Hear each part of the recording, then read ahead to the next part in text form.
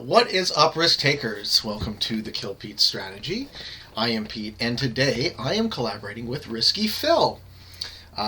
Phil on Twitch and on Discord, and Phil is a top 10 player. I have had the privilege of playing a number of multiplayer games with him, and I've really enjoyed some of his work on Twitch and YouTube. So I figure let's do something together. And what do you think, Phil, of the philosophy "rising tide raises all ships"? Yeah, I agree. We're kind of actually doing something that I saw on the Joe Rogan Experience, where he lifts up other comics all the time, and they're constantly lifting each other up. So I really appreciate you collaborating with me. Also, to say something about you, you're kind of known in the Risk community as being the best progressive multiplayer person. And I had heard about you before I'd ever seen one of your videos. The first person I think was Finley told me about you. Sure. And Finley was a big slowly booster. your name. Yeah. Slowly your name started coming in. So yeah, you're kind of known as being the best progressive player. So it's interesting to play with you, and it'll also be interesting to hear your thoughts in real time and ask you questions as we play. Yeah, likewise. I mean, I don't know just how deserved that title is, to be perfectly honest. The thing about multiplayer is there's no good objective measure. I mean, other than rank, which is, we can get into why that is kind of nebulous at our mutual level. But I'm grateful for the compliment. I'm grateful for the kindness everyone in the Discord has shown me, on top of, just being... I finally found a place to play, people with, I would say world-class skills at this game, and it's really awesome, because I still have a lot to learn, right? So I want to improve my game as well. Yeah. And if you learn everything about, not everything, but if you get really good at one skill, there's always another skill. Like the other night we played Capitals Progressive on Supermax, and it was like there's a whole different set of skills to play multiplayer Capitals Progressive on a complicated map than there is to play like a square map progressive, or even a complicated progressive map. So there's always another set of skills and somebody that's great at it that you can learn from. Yeah, and then there's always that exact situation that Parlock sticks you into to create a stalemate for 70 minutes. But I guess Tank ran out of patience before either of us, so... Yeah, he did. That's how I view that. I don't necessarily think that I brained my way to that victory as much as just outlasted. Yeah, it was I don't know what it was, 2:15 in the morning here, so probably even later for you. And I was like, I'm just gonna attack all his capitals in one turn and hope for the best at the end. Oh, when you did it, yeah, that was that was just a mistake to my eye, right? I was like, I think Phil's given up here. Or that fuck it moment, right? I was like, Yeah, it was. I was like, I kind of want to sleep right now. Sure. But you were gonna get cards anyway, and it was swaying that direction. So I was like, I might as well take a shot right now. So what do you feel like playing right now? Before we get into it any deeper, what are you in the mood for? Yeah, I could definitely do some multiplayer progressive, or we can do some 1v1s. Those are kind of things that are in our... Let's do multiplayer. So let's throw something up on the looking for game, and see who feels like coming in to the mix. What do you say? Give me a map, Phil. Oh, what have you been playing lately? I like big open maps typically, but I'm not opposed to trying anything out. Let's do a big open map. Central America? Hey, look. Perfect. Okay. I like Central America. I like Central America too. So, and if we don't get 6 people right away, we'll throw in a bot or 2. Okay, that's perfectly fine. Yeah. All right, so the code is SCFPH. Got it. I'm in. Okay, what got you started playing, Pete? Risk, or this app specifically? Yeah. Risk. Oh man, so I've been playing since maybe I was 10 years old. I'm 37. I'm 37 too. Oh, we're the same age. Cool. Awesome. We're the exact same age. Awesome. When's your birthday? August 12th. I'm July 26th. We're like 2 weeks apart too. You're a little bit older than Yeah, me. just slightly, eh? Who knew? All right, let me throw up this game. Phil and I are doing a collab on YouTube and Twitch. Who wants to play with us? Very good.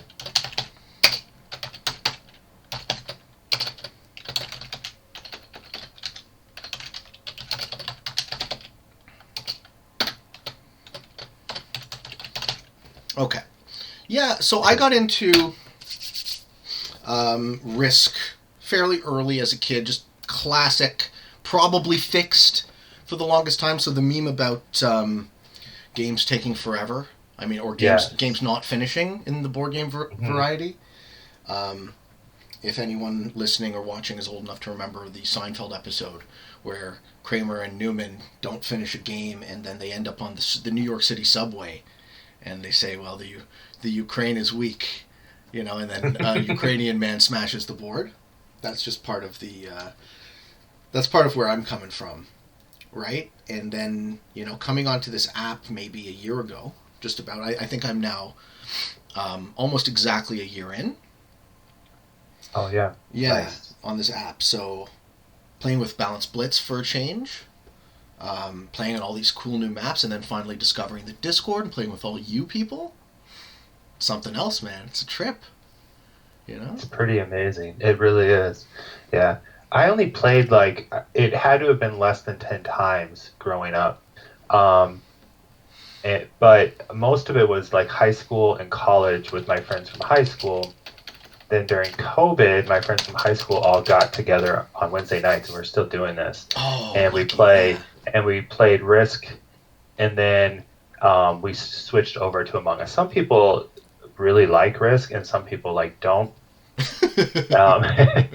And my two friends are good buddies. They just want to destroy each other, and one of them doesn't really care about winning, so it gets the other guy frustrated. And then I just swoop in for the win a lot of times. But yeah, so that was April that I started really playing Risk, and I started actually practicing because I wanted to beat them. Okay. Yeah, I was like, I want to beat these guys on Wednesdays. Oh, mostly harmless. We got a good player. Oh yeah, we do. Yeah, so that's why I started. Yeah, I've kind of bounced around between what I focus on as well. I started with progressive, but then I haven't really played a lot until recently. Playing against you guys, I was like, wow, I have a lot to learn still here. I don't think you're as far off as maybe you think you are, based on what just I heard you talking about the other day. You were like, well, I haven't gotten a win in a while, and that is humbling, right? It is, yeah. And that's actually the idea, the big idea I wanted to get into today is attitude. And so my education is we got Cowboy, all right. We got Cowboy, Nice. Looks like we got Velvet too, so we're waiting on one more. If it takes too long, we'll put in a bot. Yeah, my education's in philosophy. So, philosophers like to ask why. And for me, the why matters a lot. So, for example, what is your definition of winning, right? What determines whether or not, is it just rank? Are you just interested in seeing that number go up? Because then you got to wonder what keeps Spike and Zareki interested now that they've hit. There's nowhere there left for them to go, right? And they're both number one. Yeah, what's motivation? Right. Yeah. Yeah. Okay, so in this particular instance, I think that my definition would be, to start winning my fair share and then more than my fair share of the games, right? So if there's 6 people, then you want to win a sixth of the time. And then eventually, if you're good, you want to win a third of the time and start building on that in this instance. But if we were playing on global Dom games, getting second and third, you're still ranking up quite a bit playing this crew. So I could change my definition and be like, I want to try to finish in the top half every time or something like that as well. I've had different definitions. Like when I first started, of course, it was I want to beat my friends, and that was winning. And then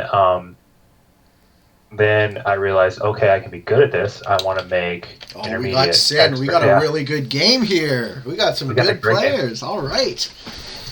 Excellent.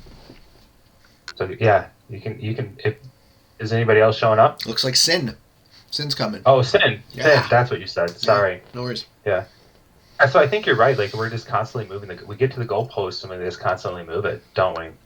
Well, so that's getting to the philosophy, right? That's where I think. Okay, full disclosure. I typically play multiplayer. I'm not a 1v1 guy. I'm quite bad at it. I'm interested in learning it, and I'm not here to denigrate anyone who likes it or that's what they're good at, right? I don't punch down really ever. It's not my style, okay? Mm. So that said, the ranking system, all right, we got a game, let's fire it. The ranking system seems to benefit long chains of victories, right? And it seems to heavily punish defeats. Yes. Therefore, 1v1s tend to be the top 100 players almost exclusively, right? It's even worse than that because to get ranked really high, there's only a couple instances of people like touching the top 10 that are not only playing like novices and beginners. Sure.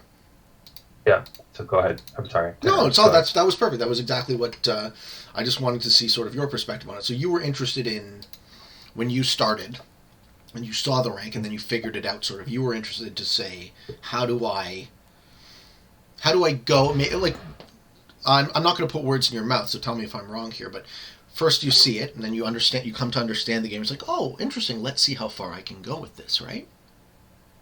Yes. Yeah. So once you reached, what was your highest rank? 7. Wow. So once you reached that, what were you thinking at that moment? Thinking I'm not doing this anymore. That was it? So I played 3 games the other day of ranked on Huxley. Yeah. Which is my highest ranked account, the one I'm playing on right now. Yes. And that was the first I had played on there since I got top 10, and then I stopped and I started other things. Basically, I started playing more multiplayer again, and then I started playing the games that we're going to play in tournaments. Like I play those when I have short periods of time. I play those over and over again. But for me, I was like, well, am I going to like grind to the top 5 and then will I feel much better? And, I was like, I don't have the time to get to the top 1 or 2. So yeah, I definitely was like, my goal was a top 10. I hit my goal and then I stopped in that instance. And that's because you're a dad? You don't have enough free time? And you're employed? Probably part of that? Yeah, I'm a dad and I'm employed. And I just guess I could like devote all my wrist time to grinding. But that to me didn't sound like fun. Uh-huh. If that makes sense. Well... And then you're right, I could have found the time in order to make it to the top of the leaderboard if I would have kept winning. So... Well, okay, so find the time, but it all depends on what you want, right? So at some point you decided that there was more to this game for you than your rank. Correct. Right. Yes. So the definition of winning at some point has to be, or the goalposts have moved, something has changed. I agree. Yeah. So for me, I really try and think about everything I do at its deepest possible level. And I know that that's infinite. There's always... A really wise friend of mine once said to me, everything is infinitely deep. And that has always stuck out to me, right? Because it seems so obvious, but I'd never thought of it myself. This is what you need really smart friends for, you know what I mean? Yeah. Yeah. And, but from then on, I just look at things like that. I say, okay, well, I'm playing a game of Risk. If I'm ever not having fun... I'm losing the game. That's a good point. Yeah. So I really wanted to share that with everybody. It's like we can focus. We are looking at numbers and colors on a screen right now, so we can really, really, really focus on these numbers. We can start to identify with them and care about them, right? Like, oh, if I'm not, a higher, or in this case, if I'm not a lower number on that leaderboard, I'm not good or I'm losing, right? Yeah, that's right. But you can think about it that way. Yeah, but I don't think that's a healthy way. I don't think that's a productive attitude. And I think attitude matters a lot. And that's sort of the big topic that so I feel like maybe you and I, being that we are, let's say if not a full generation older than the average crowd, getting there. I feel like you and I have a bit of wisdom maybe to offer the audience. For having some life lessons, taking our lumps in life already, right? Having failures and successes. Yeah, man. Yeah, I asked Spike on his AMA. Spike, who is currently the number 1 or the number 2, and he fluctuates with Zeraki player. I asked him what he thinks the most important thing is for your game, and he said absolutely mindset and attitude. So I wanted to kind of delve into that a bit deeper with you. You know, when you say you've taken your lumps, what does that mean? Anything you're comfortable to share, of course. Oh, in my life? Yeah. So you're asking in my life or in my risk life? I'm asking your life. Okay. I shared experience about wrestling on one of mine where I took my lumps, right? And that's not like a major like loss. But you know, it was hard for us to like get pregnant the first time. A lot of people experience that, right? Yeah. And that's worse than anything you'll ever possibly imagine in risk, right? And then like when I was in my late teens and early 20s, I was very like, I wasn't purposely being self-destructive. I just was making terrible decisions. A lot of people do this, right? But I was like thinking too much, delving into other things. My life revolved around partying, and I was just going nowhere. And I had to like really get my act together. Self-induced things like that, they hurt real bad. So, and then there's been failures in careers. Like I got into one job that I thought was going to be this amazing stepping stone for me, and the time commitment was outstanding, and I had to really like consider like, do I want to like have my life revolve around my job at that point as well? So it ended up being a failure. I ended up just switching jobs, basically, switching back to what I was doing. What is your profession? I work with 401ks. Sure. So you help people invest their money? I work with like business owners, and I help them run their 401k. So like when a business owner needs help, they contact me, and I have clients and stuff like that. What type of education do you need for that? Well, I just have an associate's degree, but I was Series 6 licensed, but I don't need it, and it costs the company money, so they didn't want to honor that anymore. So it just lapsed basically. And you changed to this from what? So I changed within the job. I got a higher level job, and then I purposely moved down because I was like, I need to like consider, like, I was kind of like, what is success for me? I kind of asked myself that question, right? Good. Yeah, it was kind of like. I figured you would have something similar in terms of experience to share. Yeah. So like at that moment, like success for me was like able to be around and be a good dad and husband, right? Phil, look at all these twos you got hanging around. This is hilarious. Everyone's just leaving your twos. No, I'm lucky. You are lucky. I'm all over the map right now. That's pretty dangerous. Someone has to deal with that.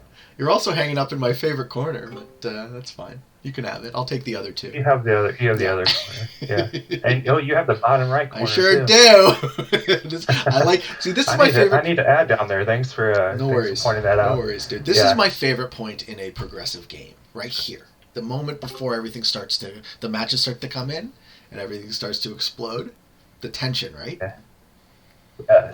Yes. You can feel it. You can feel it. Just somebody's gonna die soon. Don't let it be me. People are getting crazy. Yeah. Well, I won't play favorites. Whatever the numbers tell me at the time. I figure Cosmic is gonna do something. Knowing what I know of Cosmic, he's currently in the process of refining that kill point, right? That exact moment where it makes sense to go for the kill as opposed to it might be bad value. I've been playing with Cosmic a bunch the last couple of days, and it's always really cool to learn. I like I much prefer to play the man than play the game. Like, I can understand why Risk isn't for everyone, because the base strategy of it is actually fairly repetitive. But now, having access to all of you really, really good players, it's cool to see the slight differences and learn. That's why I don't tend to play a lot with Fog either. Right, I want to see. So you can see what they're doing, learn their behaviors. I want to learn. Yes. You're quite cautious, right? You lean very conservative in your play style, to my eye. I'm a bit more aggressive than you. I see that. You take people out when, like, I'm normally looking for like at least an 80% replacement because I assume I have an attacking advantage, and you'll take people out before I would. I'll take people out at parity, right? I will take people out if it doesn't give me an advantage, but I just can. Because I see that still as an advantage, because we're forcing the action, we're reducing the variance in the game by removing another variable. A good point. Yeah.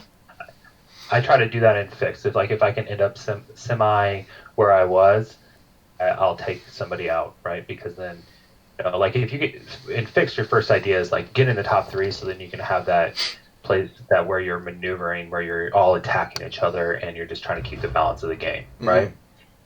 So maybe I should consider that more in progressive as well. Well, I don't want to balance the game. I want to keep the game imbalanced, right? Because I don't want to sit here forever. So the second you see that balance crack, you got to look at it as, now's my time to strike. How do I pay this off? And also, how do I not die? So the 2 questions, right? How do I win and how do I not lose are almost the same thing right? That's the... you got to kill Pete before he kills you, sort of. True. All right, looks like Cowboy now has 2 positions, essentially. You're still everywhere. I'm slightly less than you. Let's see what you do on your turn.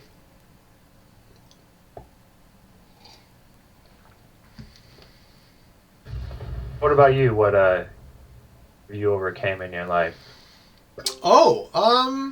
Sure. So I have been mowing lawns since I was...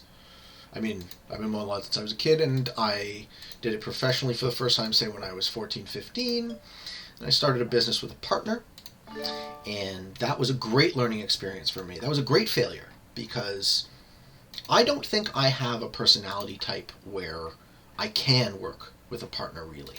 I need to be the boss, for better or worse, right?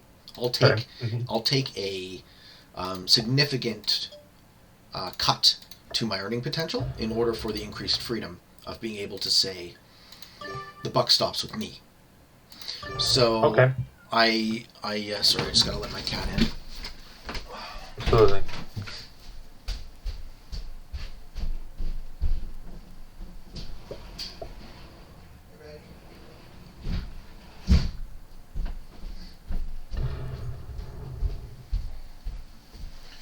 Yeah, so I started the current iteration of my company in 2006, and with an eye to, similar to rank, like, let's see how far we can take this. A business has no ceiling.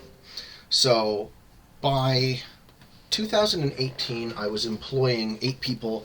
I had 450 homes that I was mowing a week, 5 trucks on the road and crews, and I was the manager, right? And it turns out that going from where I started, doing the work itself, which I actually enjoy, the thought was, what did we evolve to do as humans? We evolved walking around outside. So at least a percentage of the year I get to do something that my body is designed to do. And that was the thought, right? And then slowly as I became more of a manager, that activated the logistical aptitude that I have. I'm really good at, hey, shush. I'm really good at managing a complex data set and making it orderly, right? I'm a 99th percentile orderliness person. I don't know if you know anything about the Big 5 personality scale, but that is the thing that makes me unique. I'm probably the most orderly person in any given room. So, wow. Yeah. So, and that was really important to know, right? Because I was kind of being taken advantage of. People would use my natural inclination to find bringing order to chaotic systems satisfying, to get me to do things that they weren't paying for. Like, hey, Pete, this blade of grass is out of order. Come fix this. And I, knowing what I know now, I should be like, well, why do you care about this, and why don't you pay me for it? Yeah. Right? So, at some point, I was also, when you're talking about self-destructive habits, I was drinking every day. I was pretty much, I was living my dream. It was really odd. I had a beautiful house, I have a beautiful wife, I have a big company that I'm running, right? I should be happy, but I'm miserable deep down, and I'm drinking every day. And what it was a combination of two things. It was a 3 out of 10 or a 4 out of 10 back pain that never went away. So it wasn't bad, but it was constant. And then my first experience with ayahuasca, which I don't know if you know anything about, right. but those two things in the last 3 years have been incredibly transformative. Right now I work alone. I take my fitness very seriously. I take my health very seriously. I still drink, but I drink once a week, which I think is a fine compromise. I really enjoy the vice if I'm going to indulge in it, Yes. As opposed to doing it compulsively. As we both play a game that we probably play. Do compulsively. A little bit. Yeah. But no, the big thing from my first experience with ayahuasca was, are you living your life, right? Or is somebody else living it for you? I want to believe that I'm in charge of my life. And if that is true, then I have to do things intentionally and not reactively as much as possible. Right? Yeah. I don't know. Where do you weigh in on the whole question of psychedelics? It's been years since I've done any. Sure. What I did mescaline and mushrooms, and I never did like LSD or anything like that. I just probably because I couldn't get my hands on it, I suppose. Yes. But I might die here. No. A card. From me? Yeah, maybe. I think you're gonna kill me. We'll see. I don't think I have quite the juice. But it was eye opening. It was something that get it, and I experienced it, and I think it gets a bad rap a lot of times. From just hardcore sobriety crowd? Yeah, I think so. But yeah, there's things that you learn about another way of thinking that you never would have imagined. Right? So you would say it was a positive benefit in your life? Yes. Yeah. Yes. So I've absolutely. been I consider myself a pretty passionate advocate of psychedelics, and I've actually been considering going back to school for a psych degree so I can be on the ground floor of, as they become legal in Canada, psychedelic-assisted psychotherapy and the work that's being done with MAPS, because they have, MAPS, Multidisciplinary Association for Psychedelic Study. This is the cutting edge, right? So I really, as someone who, I don't like to use the term mental illness very flippantly, but I have some kind of undiagnosed depression and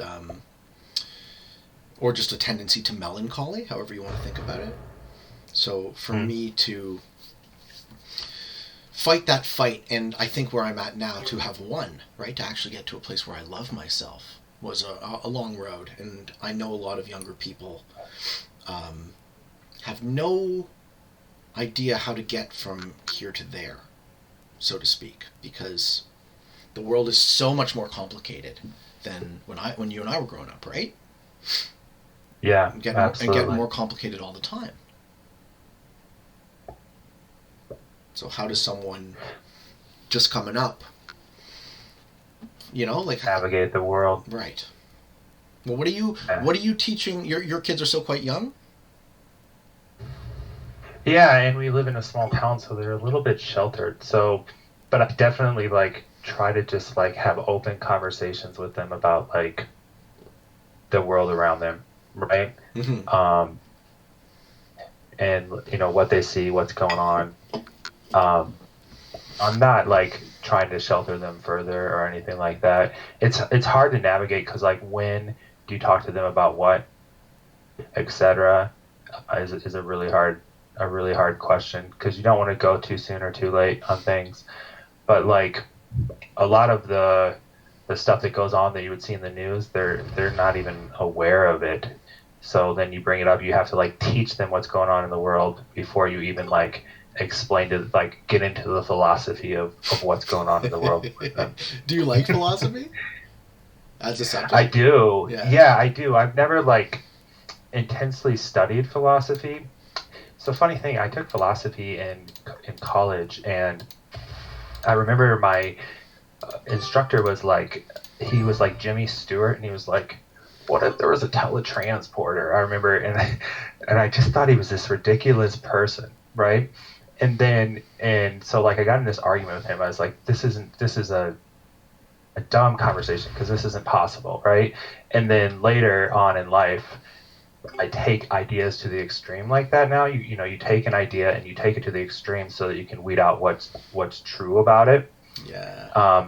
And so now I'm like, oh God, I love that guy. I wish I could take his class. I agree. You get so much more out of it now that you know what you know. Yeah. Isn't that the irony of getting old, right? If only I knew then what I know now, I would do everything different. Absolutely everything. Youth is wasted on the young. Sure. Like that's fine. That's such a fallacy, right? Because how would we come to know what we know if not for our failures? It's true. Yeah. Without the experience, absolutely. Does anybody learn anything from their victories? You learn how to. So like, with the victories that I've had, like I've learned how to like make a plan and stick to it in order to succeed, right? And so I think that you do learn something from your victories. It's my turn. Sorry, that's why I'm pausing. But like, take like these victories that I had when I was young and things that would be meaningless to most people, right? And I apply that risk. So like I have like a multi-step plan on like how I'm gonna get better at this. Was that a pun? This. That? You should apply that risk? Was that a pun? Sorry, man. It's your turn. Play your turn.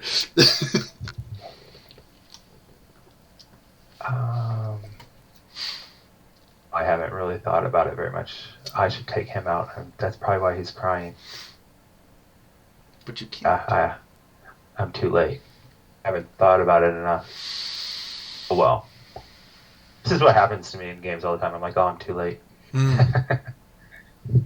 gotta get that mouse wheel working, man. That'll really help you on splits. Hey Phil, link when you're done your turn. Link Gold your Twitch channel in the chat. Because you know what, I could probably bring it up for him too. Let me find it. Back. Should have taken Black out. I think he knew that he was danger. All right, let me see what I can do. Gold wants to watch. Let me see what I can do. Here's my Twitch. I have it open. I don't really that technologically inclined to know, like, just off the bat how to send him. Sin's chirping us. Riskyfil, one word. Okay. Gold's funny. Gold kind of really likes talking smack, but then he's like nice to you at the same time. I think it's really funny. Yeah, that's part of what I enjoy a lot too. Right. So it looks like Black's gone. Well, I made this Cowboy here. I made Cowboy work for it at least. Bounce around me like all that. the way around. Yeah. All right. What's he gonna do though? You gonna kill me because I'm the only person with value? Can he do it? Can Cowboy split fast enough to kill me? Yeah, he's trying to. Let's see if he pulls it off. I think he will. No, he put it all in one spot. Okay, Oh. cool. This game continues.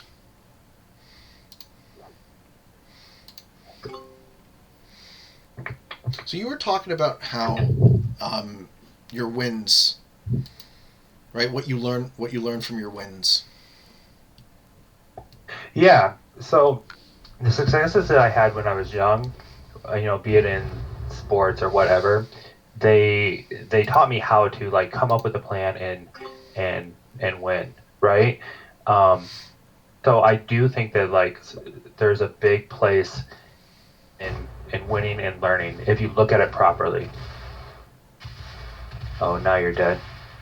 No? Well, okay, he's got me, but it's quite close. Let's see. He's in double tap you. Save enough to take your other one out. Yeah, just barely. Yep. Just barely. Nice. Good job. I was gonna take Way to you go. out. Way to go, Harmless.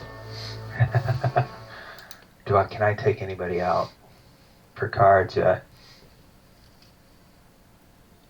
He'll probably win. Why do you say? He's getting strong. Oh, but he's only just as strong as me. That's what I mean. One card ahead of me. Yeah. I think the game is actually still quite balanced at 4 people. I think you're right. Yeah. It's actually one of the things I've noticed about this board is that with opponents of equal skill, this a game of progressive on Central can actually go quite long. Mm-hmm. Let me give you a specific example about the whole like wins can teach you something thing. Yes. As I make one attack to get a card. Sure, man. Alright, let me make this attack. Okay. Didn't have much natural talent at baseball, right? When I was young. Sure. And so I'm going to a bunch of sports analogies here, but I didn't have much natural talent at baseball when I was young. And then is he taking me out? No. He's punching Harmless, but he's not finishing.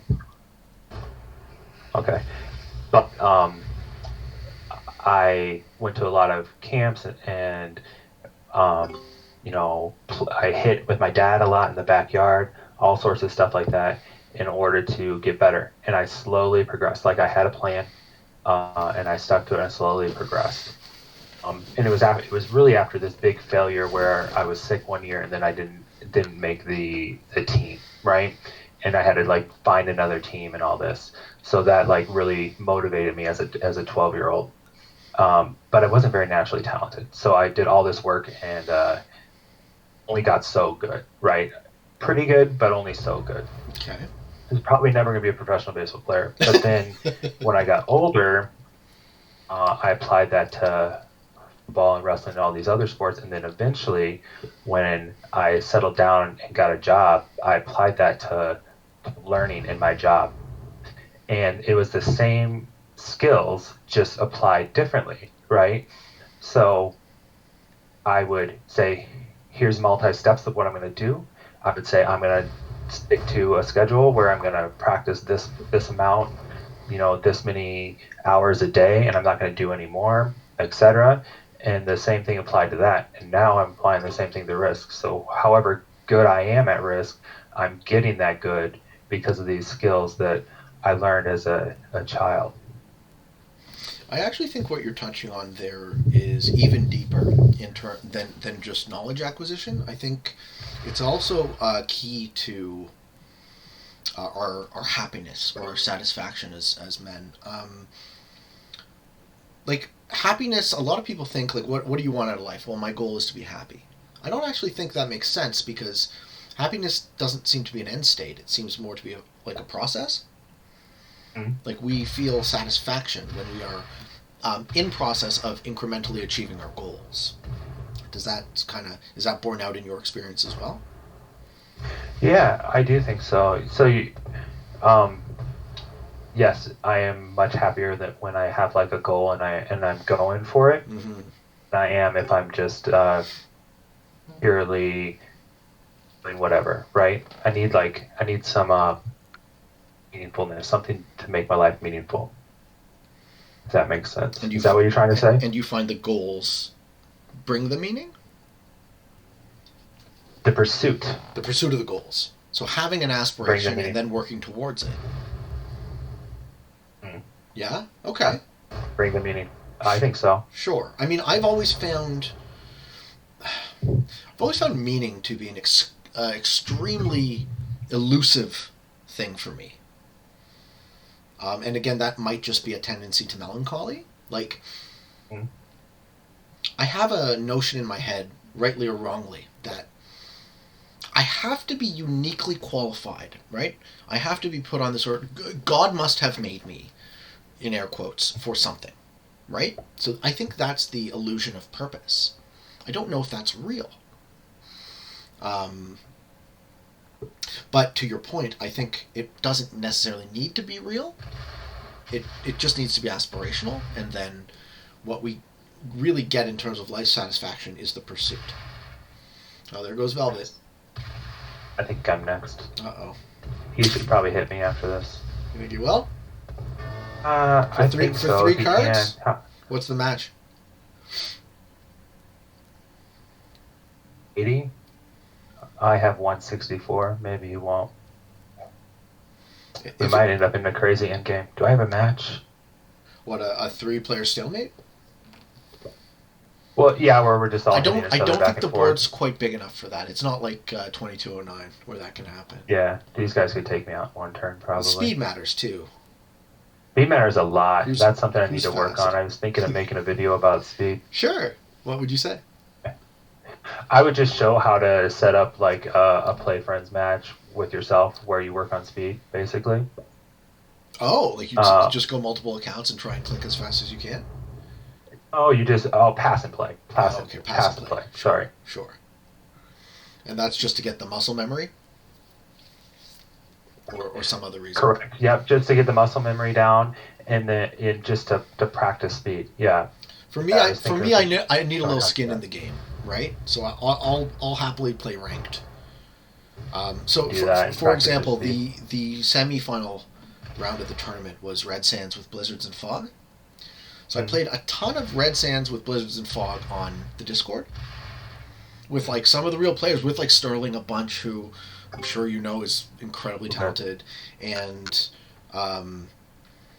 it was actually Dirty who showed me the trick that won me the game, the actual real game, hiding the bot in one of your corners and then eating him at the key time, which was the very last practice game I played, and that strategy worked perfectly. Could have backfired, of course, right? But no, and then I played a ton of Red Sands with Blizzards, but no Fog for ranked that week. I pretty much just became obsessed with the map necessarily because, okay, there you go. GG, Phil. Yeah. Because, as you know, with that map, it's got a ton of splits, and the corners, you know, you really have to be able to do your split super. Speed matters, I would say, the most. I wouldn't even play that thing on mobile. I don't know how anyone does it. Although I've seen Cowboy do it a bit, so it's possible. That's crazy when people are that fast on mobile. Have you seen Finley? Right? There's another one. We were talking about Finley. I played Finley a lot, yeah. Very impressive. And I thought Finley was on a computer. And then it wasn't until like Parlarx came in and was attacking super fast, and then they had a conversation about Finley using his pointer fingers and Parlarx using the computer, that I was like, you're doing this all on your phone? Like, yeah, you're so fast. No, it's nuts. It's not. And now he just told me to switch back to PC, or switch to PC, and I could see the speed wasn't quite there. So it's like everything, practice makes perfect. Yeah. Yeah. I just switched to PC, so I'm just starting to get like faster. I play on my phone a ton. Right? It never you even play on your phone a lot? No, I used to. I don't. Not for ranked. I won't play on ranked on my phone really anymore. Just for this exact reason, because the speed differential is so unfair. It is. It's crazy. You can play like a map that's like the classic or smaller, because you can almost take over a classic map on your phone in a turn, Yes. especially if you're killing multiple people and getting trade-ins. So I've played plenty of. I won't play like 2209 or something like that on my phone for sure. That's how I first cracked the top 1,000 was whenever Pangea was the map of the week, because I was too cheap to buy it for whatever reason, and I did that calculus in my head. I was like, what does this map pack cost versus the hours of time I'm spending playing this game? But the very first time I cracked the top 1,000 was playing Pangea. I was just that good at it. Oh wow, yeah. On my phone, and now that I play it on PC, it's not even close, right? I see people on their phone, and they can have 5x my troop count in the late game, but they can't kill me. Well, they never get to killing you. They just The can't. other day when my child spilled on my computer, Yeah. and we played 2209, I was just kind of like, oh, that's fine, I'll lose, right? And I was just kind of kidding, but then I got in an end game where I probably could have won, and I just couldn't keep up. Way to go, Cowboy. Way to go, Harmless. Good kill. Yeah, they did really good. That was fun. Something else? Yeah, we can play again. Asia? A little bit smaller? That's perfectly fine. Sure. Actually, Bean's watching and said hello. Beautiful. That's awesome. Really fun talking to you. I'm glad we're doing this. Me too, man. I got the vibe from you, Phil, that you're just like a really kind person, you know? Thank you. And yeah. and I like that a lot. I really I can't say enough how grateful I am to have found this space, because I was on Reddit a bunch, and I don't know if you ever check out the Risk subreddit, but it's just it's literally the same complaint every week. It's like, oh, this guy suicided into me, fuck this app, I'm quitting. And it's like, okay, I mean, that's a thing. Maybe you might like progressive. Hey, if you like progressive, maybe you might like some of this work that I've been doing, you know? But it's just like, and then what Buck is doing on the Facebook group as well. Like, I didn't know there was a Facebook group. So he's moderating this community. I don't know. Facebook is a cesspool, or at least it's become worse and worse. It seems like they really incentivize anger and negativity the way Facebook's algorithm works. They do. Yes, I agree. So I don't like. I actually said it to him publicly. I was like, I don't know how you put up with this. He says, I don't know how I do it either, man. But Buck's another one who's like really, really talented. Yeah, I haven't got to play with him a lot. I've played with him a few times, but he's always playing those capital progressive games. And you just don't have time. Like 2 hours, and it's rare that I end up accidentally devoting to more than 2 hours at night, but it's rare that I've like set out to devote 2 hours to a game. So that's the only reason I haven't like hopped in more of his games, is because I know that they're going to take a really long time if I'm doing good. You know, and I expect to do good when I enter the game, you know. So yeah, but yeah, he's got like a specialty in that. It seems like he's found a niche where. Oh, Molly! I haven't played Molly. What are you on? Molly's coming. He might. He asked for settings. Is Molly a guy? Everyone always calls Molly a he. I mean, the avatar. Doesn't matter. The avatar is a he with a COVID mask on, so I'm going with he. It's awesome. It's awesome. Not that it matters. No. Is this Molly? From Germany? An alt? Well, it's almost even win-loss account, whoever it is. Is he coming? I've never played... See, I love this, right? Good. I know he's good. This is another thing. I just love connecting with all these guys, right? Like, all of these world-class risk players. It's such a privilege. You know, and the attitude... It really is a privilege. The attitude of everyone on the Discord is helpful.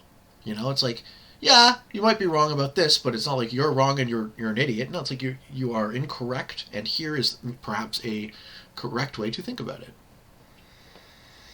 Yeah, I agree with that. And it's nice when you see like beginners and novices come in, and then people are willing to like teach them and let them into their games as well, right? They're not like, go away, and they'll be like supportive of them, like, hey, maybe you should have done this, or maybe you should have done that. Let's play again. You know, it's nice because not that long ago we were beginners and novices as well. You know, April I was I knew that's If not that you, long ago. Phil, That's almost a year now. if you had told me a year ago that I looked at that leaderboard, right? If you had told me a year ago that anyone would have said you're considered to be one of the best progressive players, like, give me a break, right? Like, there was no chance. And then, as far as rank went for me, I got up to 29.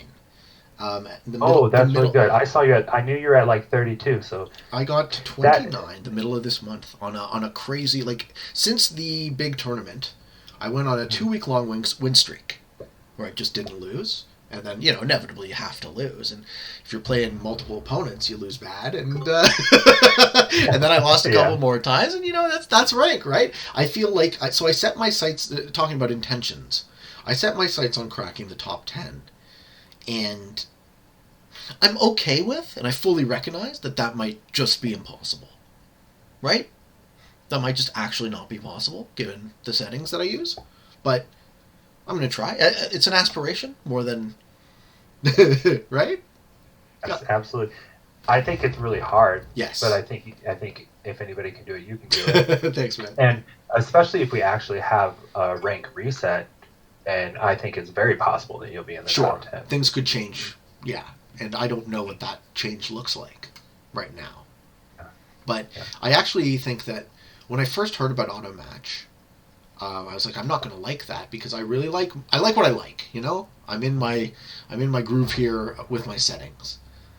But if the playing field is level and you don't lose as bad when you lose, then it actually, rank-wise, could still be good for me, or at least net neutral.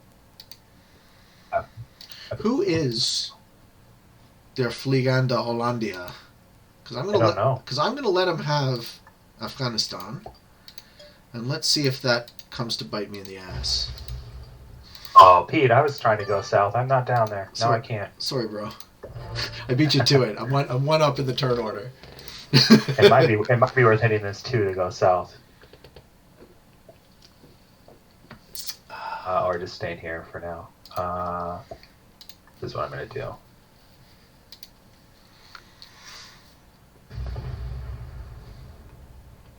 The end of the Malay Peninsula. You want to move into Indonesia, the island of Sumatra.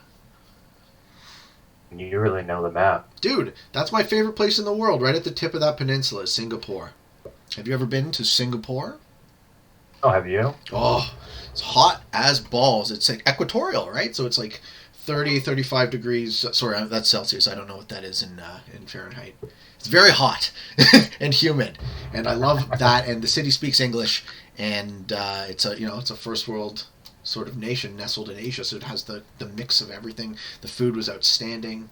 Oh, if only, man. No, I've only been to I'm in the United States, and I've only been to in Canada, so not even that different than the United States. So I really haven't traveled the world very much. It's something I wish I did more.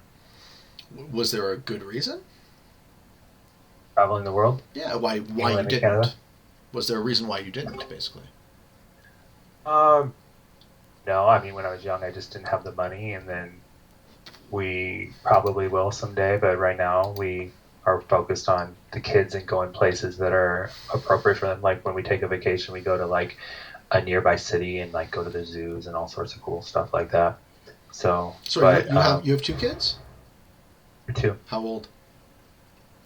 4 and 8.5.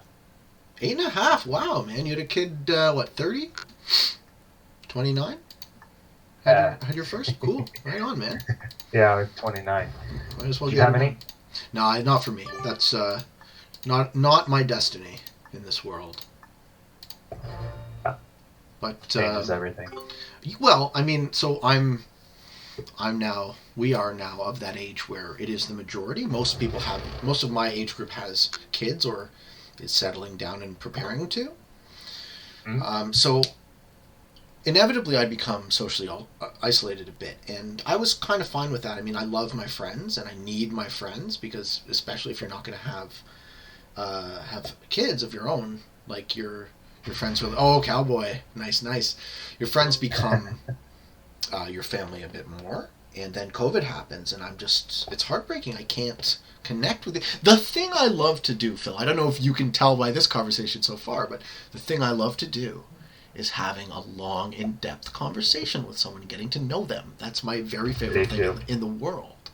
So I think it's common for a lot of people. So COVID happening the way it happens and breaking our social bonds like that, this cannot return to normal soon enough. Enough, please. Agree. Please. Well, no, I don't know exactly where you are, but we had it really bad in Toronto. Like, we had this fruitless lockdown that started the day after Christmas and lasted pretty much until 2 weeks ago, where I can't imagine how anyone is still running a business in this, running a restaurant business in the city, right? The gyms were closed for months. Now when I try and get a gym spot, the entire floor has 10 spots open, and you have to book it exactly 3 hours to the second ahead of time, or else you're put on a wait list. And I mean, Crazy. Not to get into anything too much about COVID, because I'm sure it's done to death, but I just gotta say, you gotta figure that public health and mental health are a factor in this equation, right? So frustrating. There's more than one. Like, we just looked at like the cost of the danger to people, right, in their lives, but we didn't look at the cost of what we were doing and what the danger would be because of our positive actions. So I agree with that. Like, there's definitely like a lot of negative things that have come about being locked down so long, and I certainly think we should have done things about it. But there's a lot of negativity. So working with employers that run 401ks, we hear, like, on one hand, I hear people tell me that someone died or needs money because they're on a ventilator, right? And then on the other hand, I hear these people that are in so much pain because they've spent their life starting these businesses. And mind you, these are people who have 401k so their employees can have benefit, right? They're not just people that are only looking out for themselves. Right. And they also are in pain because they can't run their business. So there's a double-edged sword of pain going on. And then you have to, like, it was kind of like, even though it was over the phone and across the computer, it was kind of in my face a little bit, because I live in a small town in northern Iowa, right? It's not where I'm from originally. I'm from Iowa, but not a small town in northern Iowa. So, like, we kind of, like, somebody we knew had it or whatever, it wasn't like in our face as much as it would be in a big city. But then being on the phone with these people, it was like, oh, so much, it was all devastation for a while. It was normal business with little sprinkles of devastation, I would say. So as an employer, or a former employer, I prefer to think of myself, it turns out that I was incredibly prescient to get rid of my employees when I did, and it was an unrelated reason, of course. It had nothing to do with COVID, but the response, I have a very, very low amount of trust in the quality of the decision-making of our government, and every single tiny change that occurred from when I became an employer until I stopped has disincentivized me from ever creating jobs in the province of Ontario again. Oh. Yeah. Well, I mean, I can tell you broadly, the specific thing that happened was a point of failure with the definition of disability versus personal injury. So I was in a spot where I had to lay off a person on a disability because they were injured, right? And when they insist to come back and they have a doctor's note, I am legally obligated as an employer, at least as far as Ontario goes, to return them to work. But as far as I can tell, if I were to do that and they were to hurt themselves, then I'd be liable for personal injury. And I could be permanently liable, right? If a person seriously injures their back in my employ, then, right, who knows how deep that goes. So the other way to look at it is, though, if I say no, then I'm in violation of our disability laws, and I don't want to be discriminating. So what do I do, right? The answer is, if I don't have the ability to determine your fitness to work as an employer, then I don't feel like I have any business taking that risk ever again. So enough of... Government determines the fitness and you assume the risk. Well, the doctor determines, right? That was the specific point of failure in my case, is that I didn't know that once I got that doctor's note, I no longer have the right as the employer to determine whether or not this person is my employee. And that monkey wrenches my brain, right? If I'm expected to take a risk for some vague promise of payoff, right? It doesn't look like the government is supporting its small businesses, at least not where I am. And then COVID happens, and like my sister, who is a chef by profession, right? She and everyone she knows loses their jobs. And we were chatting, and she goes to me, I chose this job because no matter what happens, at least I'll always have a job. What? They're going to close all the restaurants? There was no way. And I said to her, it's funny you say that, because I had the exact same thought, right, about my profession. The lawns are always going to grow, right? So by some dint of luck, I'm still employed and she isn't. Oh, wow. Right. Yeah, I mean, look, we know what we know about epidemiology. If we're going to lock this down, let's do it. And let's do it for real. And let's do it for a short period of time and be really serious. Or let's not do it at all, and let's not waste everyone's time. But I am no expert, so don't take my word for anything. Right? It's funny what we choose to do and not do. It was willy-nilly. And I think a lot of its willy-nilliness was because it was new and we didn't have the science about the disease yet as well. So, totally. Like, I was coaching football, and we still had kids football. It was outside, right? And no one wore a mask. This was in the fall, of course. But there was this moment where it was like, we're not going to let the kids throw the ball around before practice to reduce exposure. And everyone looked at me kind of like, I had to like clarify I'm not a COVID denier or whatever. Yeah, of course. But my response was, they're about to be like right next to each other for a long time, and we're worried about the 5 minutes before practice. Like, that doesn't make sense. But ultimately everyone looked at me and I was like, I'm not a COVID denier, wear a mask. Yeah. And then they're like, oh, that actually makes sense. Right. Logic, huh? And so then we let them throw the ball around. Now, if it was only throwing the ball around, not having a practice afterwards, you would be increasing their exposure, right? I think, I don't know. There was a lot of panic, I think, and less, like what is actually increasing and decreasing exposure going on in people's minds. Well, I think people are... This experience has shown me that people are extremely bad, way worse than I thought, at thinking for themselves. I was briefly asking you about your strategy for being a dad. And one thing my dad taught me that I actually think if I were to have kids would be my core value is skepticism, right? Make up your own mind. Think critically about everything you're told. Think critically about your game of risk, right? Don't expect magic to happen. It's ridiculous that we are so superstitious at, knowing what we know in 2021.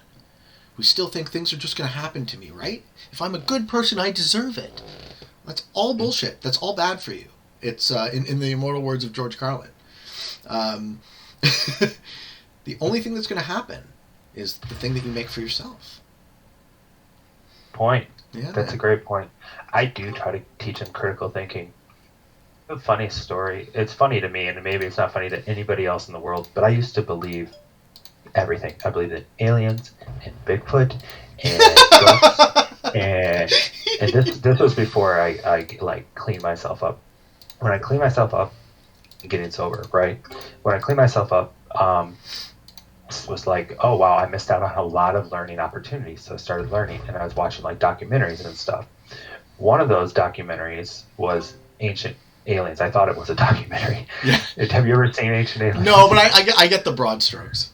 Okay, they never find any aliens. Is the bottom line? I wanted it to be true. Really? So is that to say that there but- are no aliens, or? That's not what I'm saying. Oh, okay. Okay. But what I'm saying is like, believe because I wanted to believe, and I got really deep into this show, but I was also like learning about like science and reasoning at the same time because I was trying to get smart, like multifaceted, smarter. Oh. And Oh. Sen. Somebody's going. Good work, But Sen. it was ancient aliens that taught me to be skeptic because at one point in time I was like, this is a waste of my time. This is not something I need in my life. Am I the next to go? Maybe. He's got it. He's got a pretty decent attack on me. Let's see. He has to do his splits right. He does the splits right. I think he's got me. No, he didn't do it. He threw them all in one spot. Yeah. I need to trade in my cards. I Just, can't. Just FYI, you know the Tell me. Andaman Islands? That island chain in the center of the Indian Ocean? Okay. You see how it doesn't connect to Sumatra? I have to use like directional You have to hook through Malaysia. mantra. The large island to the south of it, it only goes through the peninsula. It doesn't go... That is a trick that people get caught up on this map all the time. Right here, You feel me? down in The 10 can't go straight down. It has to go through you. That's all I was saying. okay.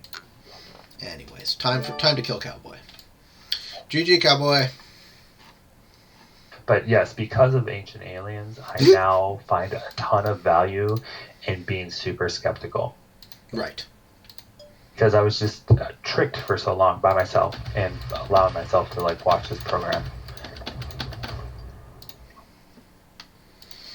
Tricked. I mean, look, Yeah. if there's entertainment value, there's entertainment value. You know? That's true too. Yeah, and You I still enjoyed- like thinking about those things, but I don't believe without question anymore. One thing as a philosopher that I look at is I can't allow myself to be ideological. Right? I can't allow myself to believe anything based on anyone else's rule set. Good job, Pete. Thanks, This is man. great. Yeah, I think I got it. I think you do too. What do you got? You got 4?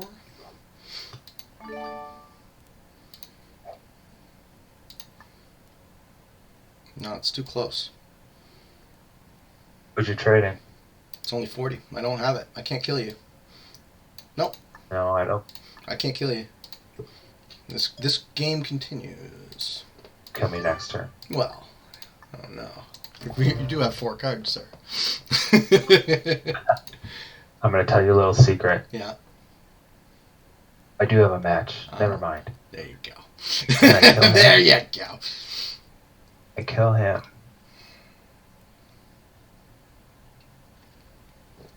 I can try. Not fast enough. I think you got it. Not fast If you enough. go fast.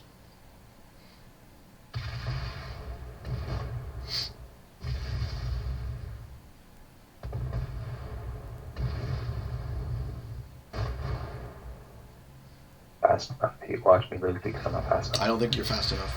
I think you can't do it. Too many splits. But stop. Yeah. And now Sena has a match, and we're stalemated. Maybe. We'll see.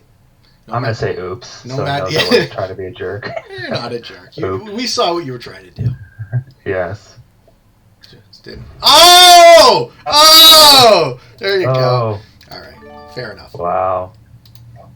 Then you'll get the first strike, so I might not even be alive after his turn. Oh, fuck me. Oh, fuck me. I just fucked up. Ah! Oh, I suck at Risk. No. No. Oh, that's so Okay, bad. let's see. Fucking. Oh, how embarrassing. Well, that's just too bad. That's just a damn shame. Oh my god. Ah, what an idiot. Ugh. Do you match? Yeah, you do. Okay. Well, there you go, Phil. Enjoy.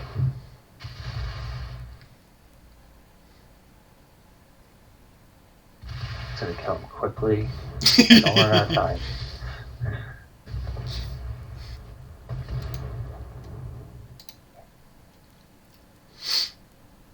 I can't believe I fucked up there. That's so embarrassing. You might still win. Yeah, it's possible. But you're putting in how many? D7. Oh, okay. You got 1.5 times my forces. I'm pretty sure you know how to handle a 1v1. GG, Phil. Fuck. How many cards do you have? Remaining? How many cards do you have right now? I have You have 3. I have 3 cards. You could still win. Yeah, I could. If I have a match.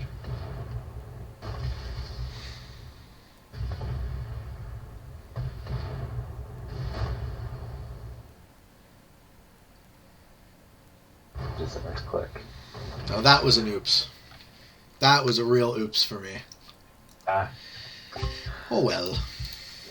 Nope. Yeah, but cards though, you're way faster than me. Yeah, but I don't. So you got it. Well, I'm happy we filmed my first win against this crowd. Oh, there you go. Good shit. If the world knew how many times you beat me, they would be like, "Wow." Well, you don't have to tell them. I'm not going to. I just did. See, you're tracking that, eh? I'm not tracking that. I'm having when I'm I don't playing know the for funs I don't know game. the exact number. It's a lot. When I'm playing for fun, I'm playing for fun. But I think that's just getting back to the overarching point. That's I would say that's part of the secret sauce of if you can say that I'm good about anything, right? I really think that it's undeniable that I love this and I'm having so much fun, right? And for me, at least, I need to know. I need to be really interested. Good game, guys. I need to really be interested in something before I can learn it. Mm-hmm. Is that similar to you? I'm pounding my fist right now.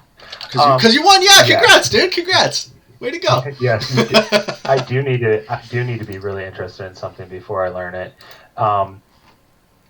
Like what got me about Risk was, and starting to play multiplayer, not even knowing 1v1 was a thing, right? Was not only is there like patterns and learning the game and getting an intuitive sense of percentages, but you know, like the way that you're like thinking deep and looking at it and looking at like other people's minds and ideas, like trying to understand what they're gonna do and like the psychology. And then like taking like the broad psychology and making it simple into like certain rules, like I say, don't take someone's precious. Like don't. Yeah, the precious. The precious is such a great metaphor. It really is. Like I think I use the term jackpot, but the precious is better because it also it adds that element of I love this and I'm not gonna let it go. You know. Correct, and also like I am really weary, even if I have the most troops, to take Australia, even if it's mine, right? Because people want it bad. Yeah, so I would rather like take Europe and have people like occasionally break into my borders, you know, and maybe not get as many troops overall than take Australia, because Australia is like a death sentence, right? Yeah. So like even in Prague, people will suicide into you because of that meme, right? No Australia, no win, all the damn time.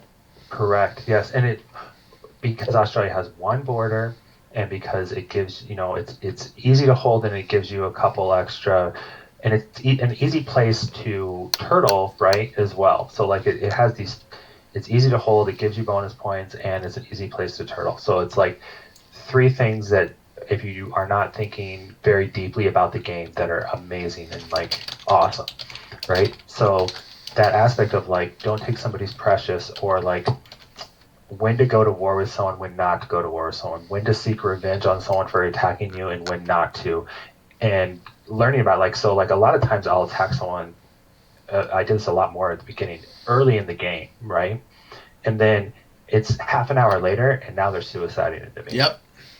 So it's like, okay, like I need to revenge is very strong in some people. Yes. So I need to be really careful about like what I'm doing and why, right? Well, I so played a question. six player. Yeah, you go go. ahead. You no. I want you to finish the story. I played a 6-player fixed, and I was allied with everybody this morning, and I ended up taking out somebody. I'll probably post the video because it was a good win for me. I ended up taking out somebody, but I didn't start attacking him until I knew within a couple of turns I was going to take him out. Okay? And then later I was holding South America and Africa, and I was the weakest player, and the European player would not attack Asia, and I had to like weigh when am I going to attack into Asia and how am I going to do it. So I gave up on my continents to attack into Asia.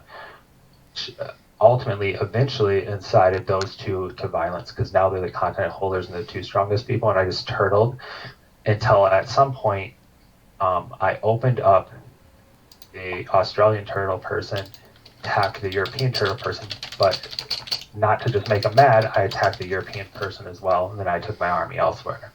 So like knowing like what behaviors are and trying to manipulate them is part of the game that I think is really, really interesting. So I wanted to get your take on revenge. Because I'm guessing that... All right, let's give her a go. I'm guessing that you're the type of player who doesn't actually engage with that topic meaningfully, right? You don't take revenge. Am I right? You play to win. Yes, on one of I care about winning, right? Right.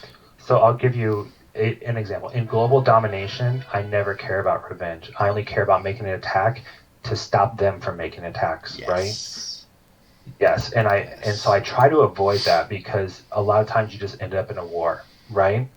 So in global domination, I do that. And playing grandmasters, I do that a lot as well because mostly grandmasters are trying to win, right? That's why they're a grandmaster. Unless they're fucking around. But, yeah, that's true.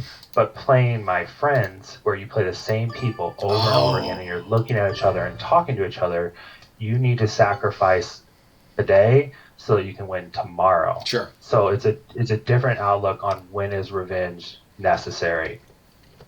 Well, but you're still. I still think you're using a different definition of revenge than what I mean. Because if you're trying to beat your friends over a long period of multiple iterated games, that's not revenge. That's still playing to win.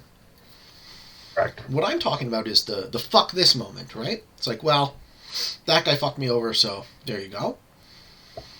And like, do I ever suicide on somebody because I'm so mad and I want them to lose more than I want to win? Right. Like that type of revenge. That type of revenge. No. Right. And I gathered that. I've never done that. You don't strike me as that kind of guy. And like, you do that? I used to more. I still get a little hot blooded, but like really, your definition of winning matters. Like, am I going to win the game? No. I'm going to do the thing that wins me the game to the best of my current understanding of what that strategy is, right? And anything else is unacceptable. Anything else is playing a different game. Correct. Yes. Yeah. Well, yeah, to your point, no. When somebody attacks me, I'm constantly looking at like what I can do to maneuver to win the game, and I'm not thinking about I hate this person. Because they took your precious. I hate this person and I need to take them out. I don't think that way. How could you take my colored piece of the ground? How could you? Correct. Yeah. In a game where we're supposed to attack each other. Right. I mean, come on. Yeah. So when you play, but people clearly do that. People clearly do that all the time. Yes. Well, but I think a lot of the reason is that they don't even know, right? Like, I get this a lot from chatting with Zerky and playing a bunch of games with him, is that you immediately get the sense that he is looking at it multiple turns ahead. He's seeing the inevitable way before you, right? Because that guy's processing at some kind of crazy level. And do you agree? From what you know of? Yeah. So I look at that and I'm like, and you see him getting like frustrated, like maybe, not necessarily mean-spiritedly frustrated, but irritated at the circumstance that caused him to lose. And what he sees as a suicide from the other perspective just isn't as such, because you also you know the what's it Hanlon's razor, never assume to malice what can be explained by incompetence or ignorance, right? So from Zerke's position, it's like, well, you targeted me, you suicided into me, right? But from the position of someone with even moderately, but like usually significantly less skills, it's like, no, it's this guy just didn't know what the hell he was doing at all. There's nothing against you. Right. Yeah. Yes, exactly. Yeah, they don't know what they're doing. And I try not to give them a reason to hate me, right? As well. Like, you can have that continent up to and including the point where I'm worried about immediately dying because you have that continent. Because if you have that continent and all those extra troops are going into someone who is not me, that is still good for me. Mm-hmm. Yeah, man. Yep. And that's why for a while I let someone hold Asia until it didn't suit me anymore. Right? Earlier today. Totally. I did that. Yeah. Yeah. You be the bad guy. Yeah. Yeah. I wanted someone else I wanted the other player. There's only 3 of us left. I wanted the other player to go to war with him but I had to like the game going in order for that to take place. Mm-hmm. So hypothetical. Yeah. I see a 6 and a 5 in this corner. Do you think he's going to try and take my 5 next turn? Would he roll an 8 on 5 or a 9 on 5? Because I don't know this person. What do you think? It's his record. Well, a 2 and 210? Probably not. Yeah, probably not. You never know. But you never know. So when you play with what? I'm going to leave my 3. I'm not going to do anything with that 3. I was thinking of adding there, but then if he does that, then he's going to come right for me. That's the turn after that. Yeah, I mean, like if your 3 is a lot less to lose than my 5. I'm going to assume that this guy's not bad. That's the working. I like to give people the benefit of the doubt. But he split them, showing that he's. A lot of times people do that when they're trying to go for a comment. I understand the signaling, and if he wants to take my 5. Oh, you asked the question. It's a big comment. I don't know. I don't know either, man. Gotta see how it goes. Cowboy's looking pretty good though. You were young and you played with your friends a lot. Did you see where you were like? Were you at the level where you were thinking like games ahead, where you were like, I need to like somebody that can't do this to me all the time, or were you like just plain emotionally at that point? I'm not. I don't think I play emotionally. But doesn't seem like it. No, but but I'm definitely emotional.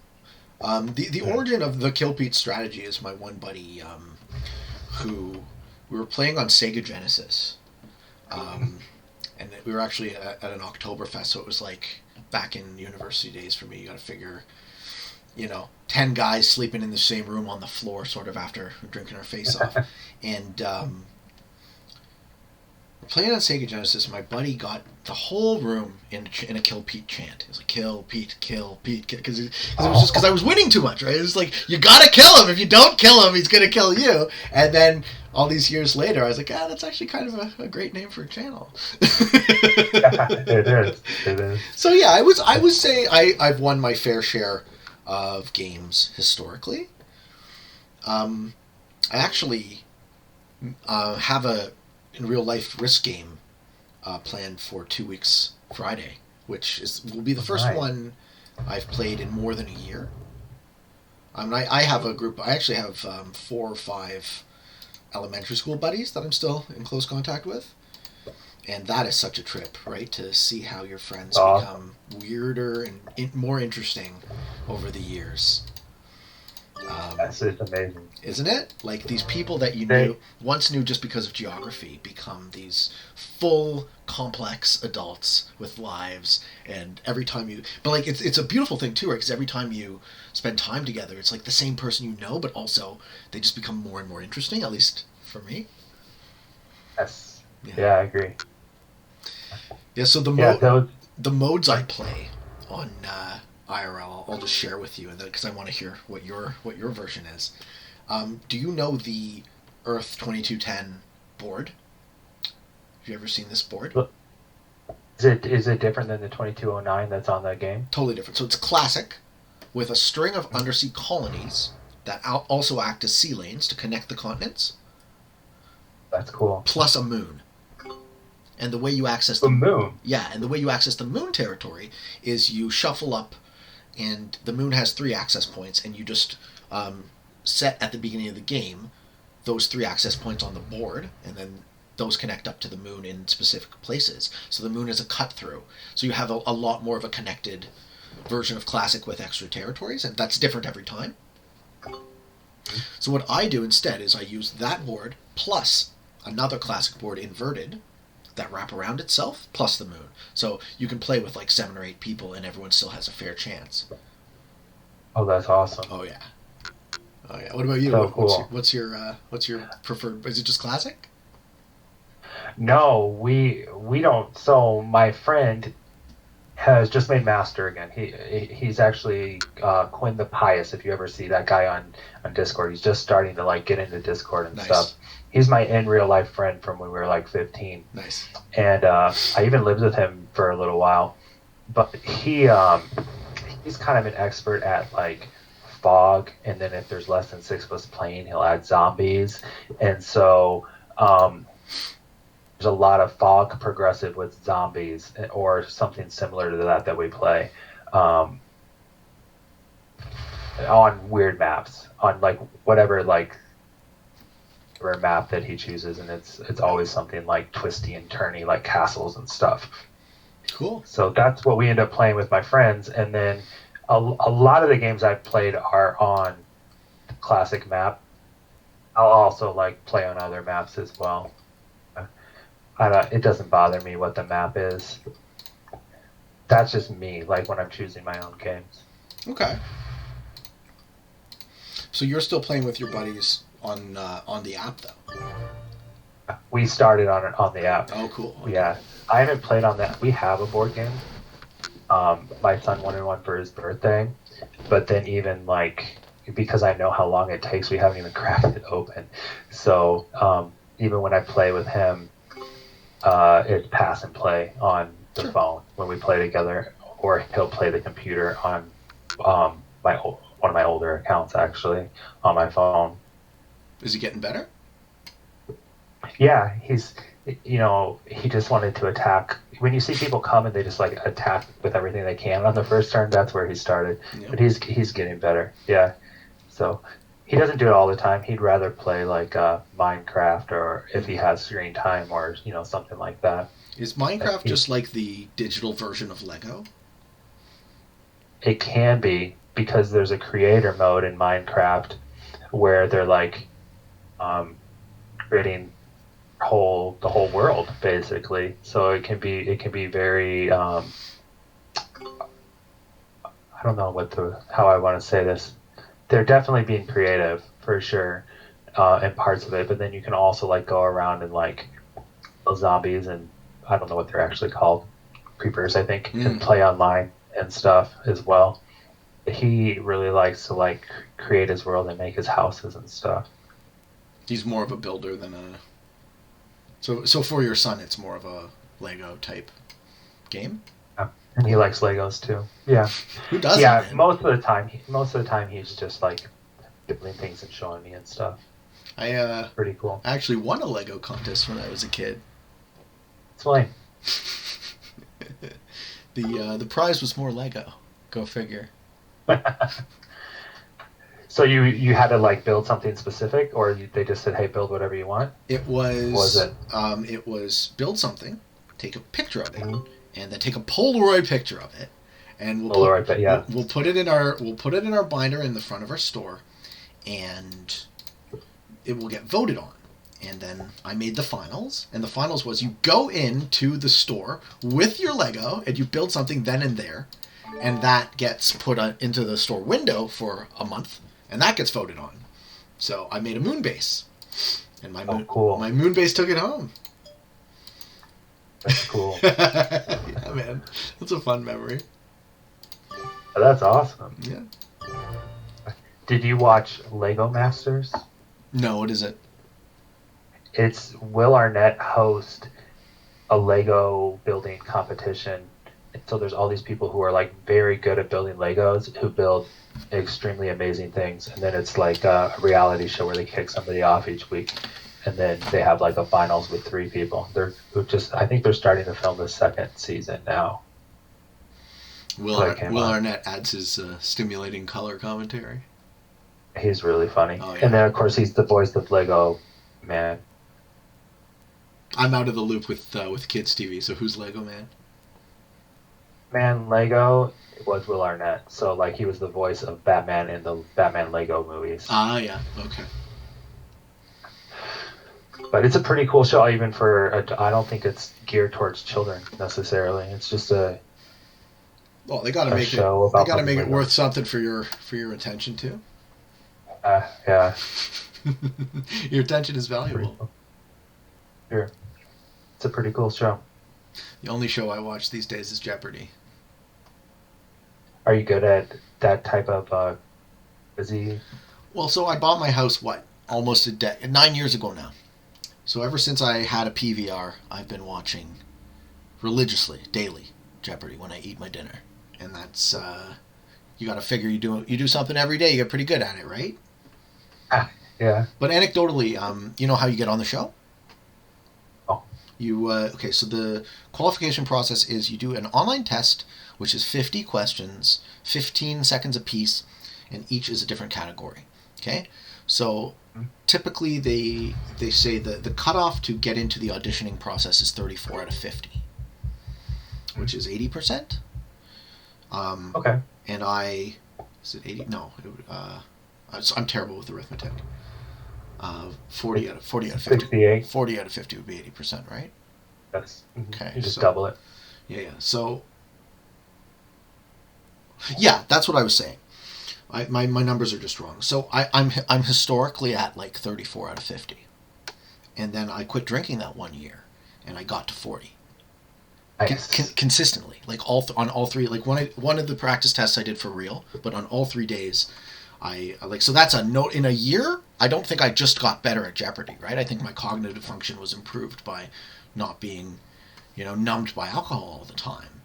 And as soon as they open it up, I think it's just limited to Californians at the moment for travel reasons. But as soon as I'm able, I'm gonna keep taking that test, man.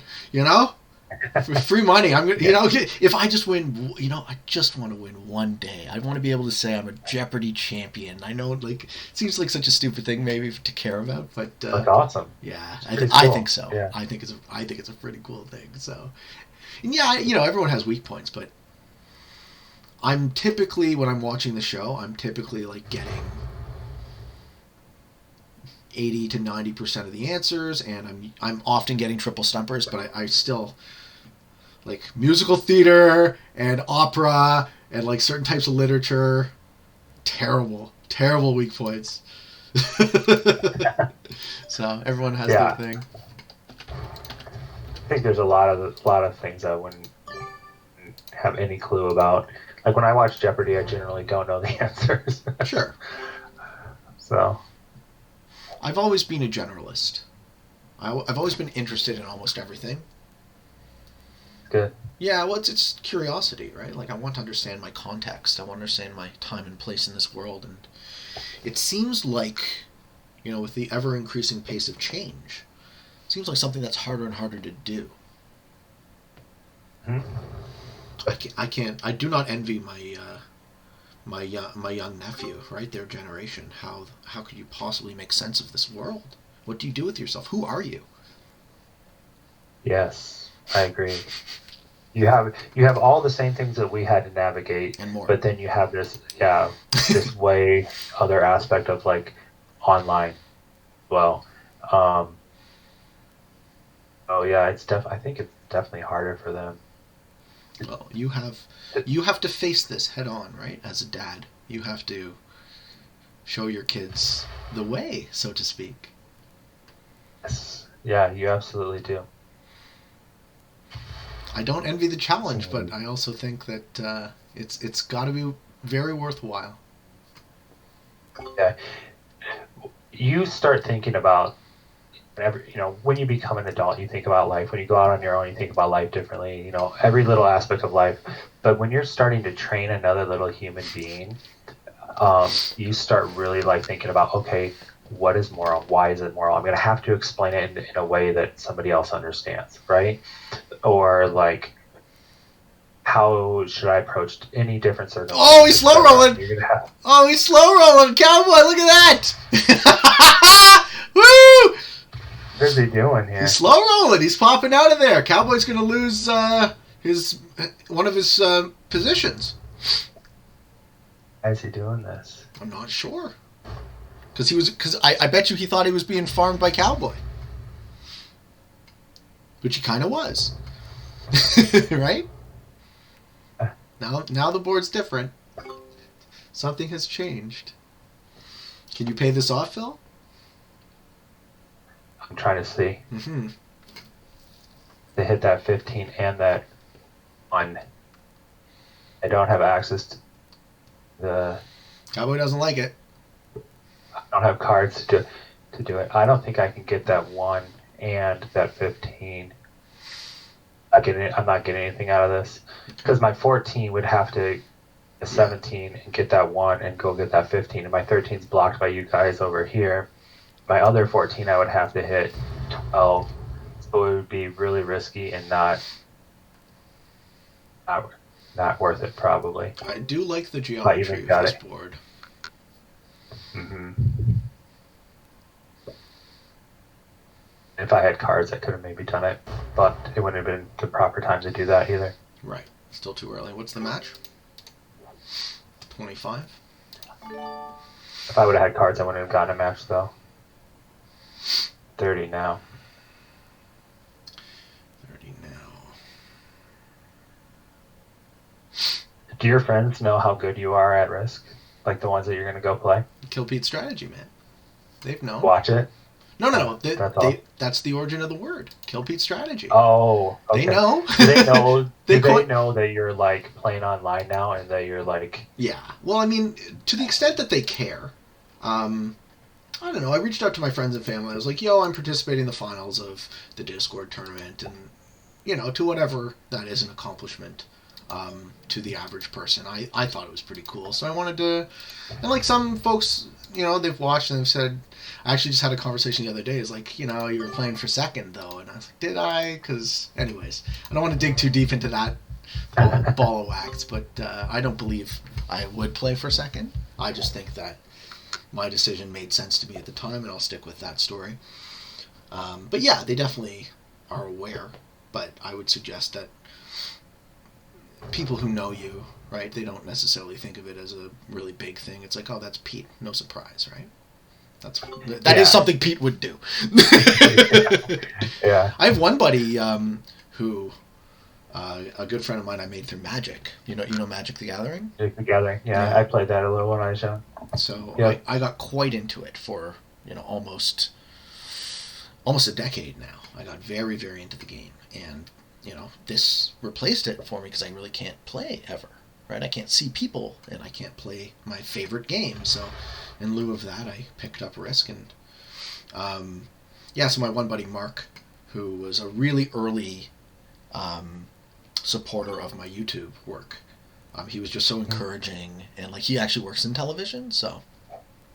Oh, that's cool. I will say I'm pretty sure Mark will watch this, so thank you, Mark. I know he knows, but I will say it anyways. I really do appreciate the encouragement because it's kept me going, and you're a super smart dude, and I can't wait to hang out with you again once this fucking COVID bullshit is over. And so like, but I'll tell you a quick story about him. So I brought him over to play Risk, and this guy, very aggressive in his gameplay in Magic, and he comes over and he just like almost suicides into me on turn 1. And I've been like planning this game with bring all my friends to my home, host, make dinner, the whole thing. I've been planning this for weeks, so I'm very excited. And like, oh great, now he takes me out of the first turn, and I'm gonna sit here and watch. And you know what? I didn't really hold a grudge though. It's just like he played his best. He played his best game. So. You can't hold a grudge. Still remember it though, so maybe I do. Maybe I'm full of shit. Maybe you hold a little bit of a grudge. Yeah. So, I had a similar circumstance. After a few months, I started winning a lot of games, and they did what they called a Dark Alliance. I see. Where they were all teaming up on me and not telling me about it. It became very obvious we were playing Russia with fog, and they all knew where I was. Because they were all communicating? Yeah, they all came after me. I think he might kill me right now. Should probably kill me, shouldn't he? Don't tell him, he's probably listening. Oh, he might be listening. Don't kill him. I was going to kill him. You squeaked by, dude! You got lucky! And I have a trade, so I was absolutely going to kill him. And let's see, I won't get an instant trade if I take anybody, so I'm just going to spread out here. Mm-hmm. The stalemate continues. Yeah, my one buddy Lucas... that's not what I meant to do. Oh, well. My one buddy Lucas is the other guy who it's normally like... He's either the ringleader for the Kill Pete strategy, or he just wins. Right? It's like... If he can convince the table to get me, then it works out. But like oftentimes what will happen is if we ever end up working together, it's a beautiful thing. Because then no one can touch me or him, and we just snowball and shake hands at the end. Because the end game of a IRL risk game is really like, does he have it, right? Does he have the, like, why roll all those dice?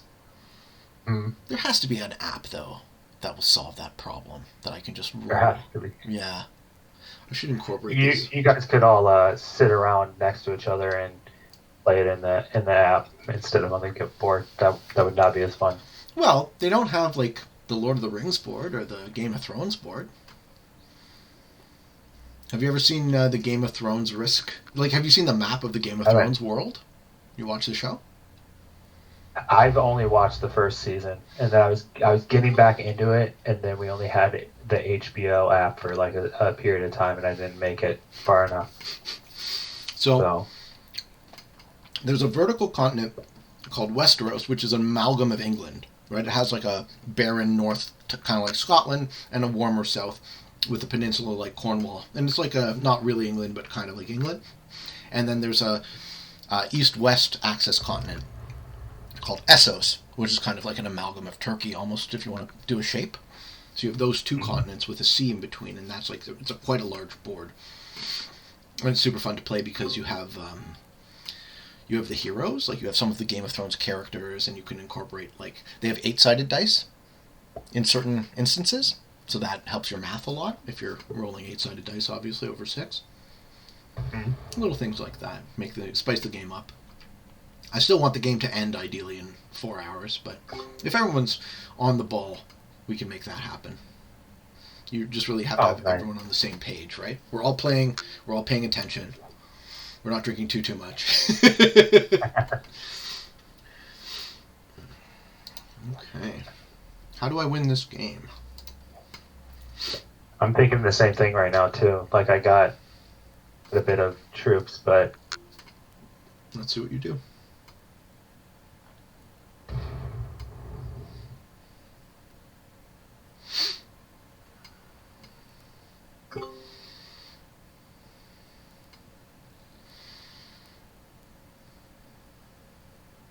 I don't think I can take out red, otherwise I would try. Because of that 17, I have to go through all those.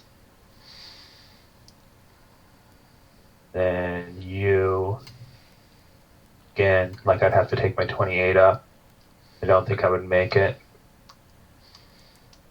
Yellow, no. Black. Maybe. I don't like it, though. I have to triple tap. And do nothing. Maybe I should have taken black. I'm going for black. But you blocked me. Oh, I did? It's all good. Oh. No, it's all good. What? Now I can't go for black. That was... Yeah, it would have been intentional if I would have thought about it, but it was unintentional. Yeah, and you didn't have to say. I wouldn't have known.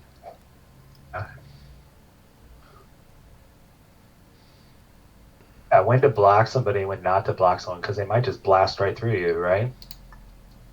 You know, it depends on how big you are. We're starting to get to like really, really significant numbers at this stage, right? I'm just gonna make myself unkillable, and I'll make it to the end game with my lucky match on 3.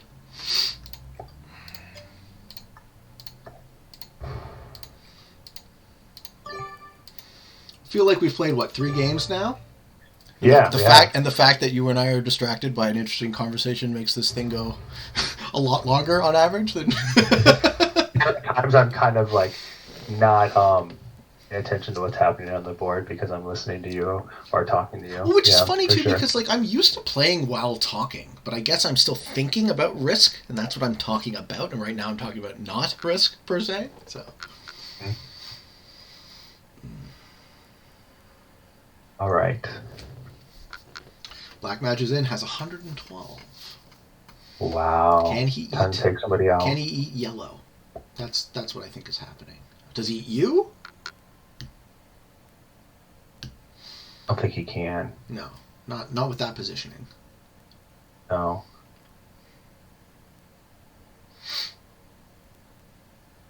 Maybe nobody right now. Maybe just take a 1 somewhere, right? The stalemate Wait continues. till you get a trade in. But he will have an instant trade in for you.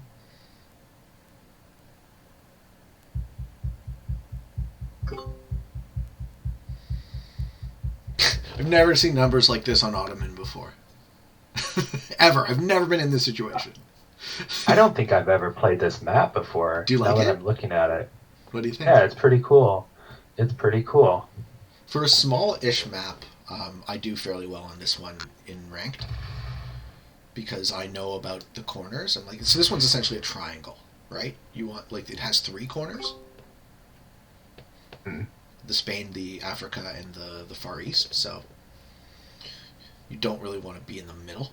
I don't love my current positioning, but I'm okay with it because I have 4 reasonably large stacks. Yeah, I would like to be further to the west as well. I'm like close to the center and over. Decisions. Should I try to go 19 on 18? Go with your I heart. don't have other. My gut? Go with your intuition. Yes. I want to kill him. Do it. Then I have to make multiple attacks. It's all good. So far, so good. But I believe in you, Phil. GG, Cowboy. there's another who's dying. You got lucky, man. I would have gone the other way. I got real. I would have taken the big stack first. But you had the other way through with the 47 in a pinch, right? I did. I was gonna get it, but I would have been a lot weaker if I would have had to hit with the 47. Sure. 60. Who else can I hit? It was too spread out for me to hit. No, it's not. How many does he have? 3. I'll get 3. Kill blue. Oh, we're going. Phil, you're on a tear. Yes. Feels good, man. Now we're in trouble. I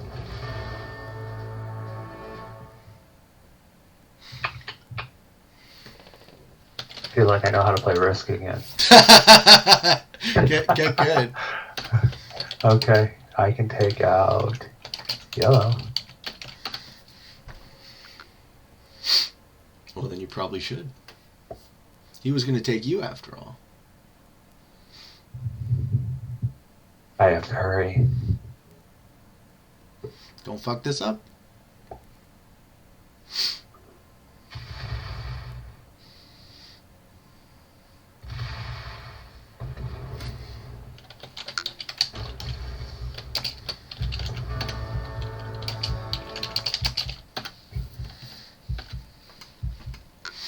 Oh, you guys both have 1?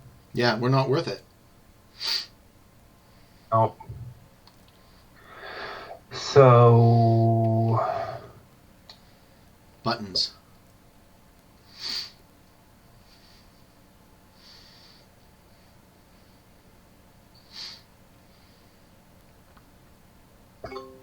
that far ahead. You guys, well, you don't have trades though.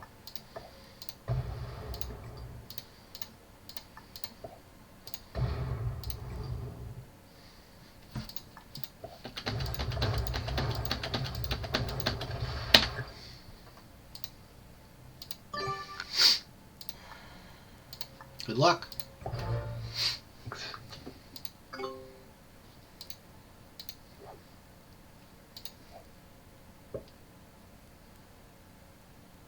Trades worth 75. Puts me at 200. I think you're in the driver's seat, sir. I just need to try to kill everybody. Connect. Connect.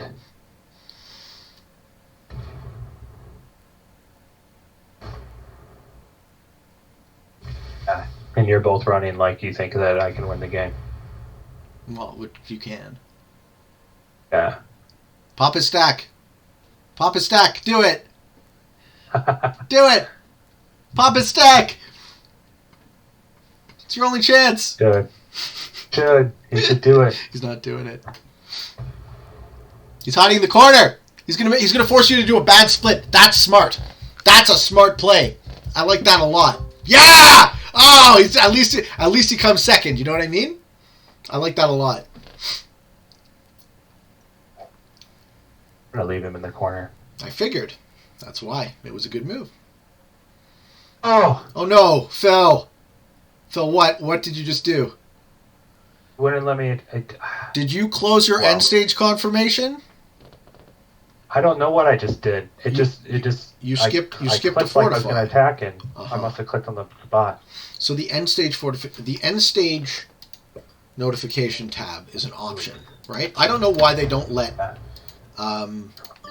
Oh yeah! Come I on, want Black! to lose. We're not dead yet. I love that we both fucked up so far, horribly in the end game, eh? Jesus. A misclick. Yeah, buddy. Oh man. Well, you know. Oh, he's not. He's refusing to take my bait. Fair enough. Okay. Okay. Not gonna do it this time. I'm not doing it this time. Attack. Okay. Don't kill me. Let me live. No. No. No, that's a no. Back myself in the corner. I didn't realize those weren't connected. Yeah, they don't. Yeah. Iran is the choke point. I'd not be able to kill you, man. Well, good. then I die. just messed up again. Try. No, I have that 44. You got me. Believe in yourself.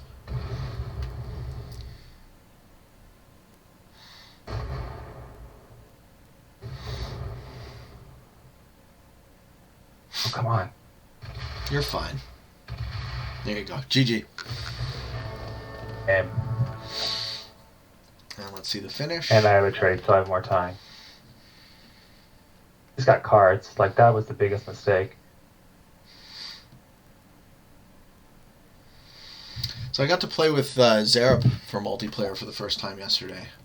Very good. Let go. Very satisfying game.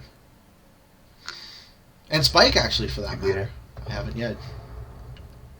For those guys before. Unless he has a... Both really well, good. Zareb's They're coming, good. They're Zareb's coming in all for next fast game. this So. place. He helped me with a couple of 1v1s, which I'm grateful Oh, yeah, for. he's very good. Oh, yeah. Oh, you guys are very good. It's great. It's one. Oh, he's got the match on 3! You're in trouble. No! You're in trouble. No! Oh, buddy. I missed. Ah. Oh, buddy. Watch out, Phil. You got a match? Yeah. You do? Okay. It's not over yet. You got this. As long as I go fast, I should be able to at least back him up enough. He doesn't seem to have any more speed than you do. No. And that was a huge mistake. It was. I must have just clicked right on by. Well, okay. So do you know what I'm saying about that end stage confirmation? Yeah, I don't like that. You don't. How you can get rid. It's like, are you sure you want to? Yeah, blah, blah, blah? I keep that up. I keep that up for this exact moment to not happen. Oh. Because I've misclicked a couple of times, and that ruins your game. So Totally does. I'd rather just internalize the process of clicking through that one extra time to move to fortify. Or, I don't know, maybe this is an out there idea, but how about SMG just lets us move back from the fortify stage? Because it doesn't really matter, right? Why would we be locked into that decision? Doesn't change the outcome. But anyways, far be it for me to presume to tell anyone how to design this game. With the exception of Shikaku, I am very passionate about them redeveloping that number. Shikaku? On Japan? Oh. The 3 for 6? Yeah. I don't know the names of places as well as you. Okay. So there's an island... he screwed up. Or rather, you screwed up. Doesn't matter. No, doesn't matter. Doesn't have cards. But those were connected too. See, I've never played this map. You got. Oh, those islands are tricky. Yeah, for sure. Those islands are super tricky. For the 5-a-side, I've played those maps like 100 times each. So like, I'd never go the wrong way. Yeah, it's like you got to practice. You got to take it seriously if you want to win. If you want to beat some of the best players in the world. Is that 2 in a row? It's 2 in a row. Yeah, buddy. I need help. Yeah. All right. Well, now we got to play Pangea. All right. I got to go to the home field. At your home field. Oh yeah. I'm gonna step away for a second, go to the bathroom, but you can feel free to keep talking while I do that. Yeah, I'm gonna set up a game. So, who wanted to be in Zerp and Ben at?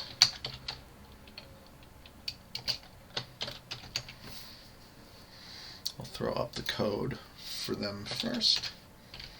And then anyone else who wants to join can come. And we'll save a spot for Phil. Cowboys in. Cowboys back for revenge.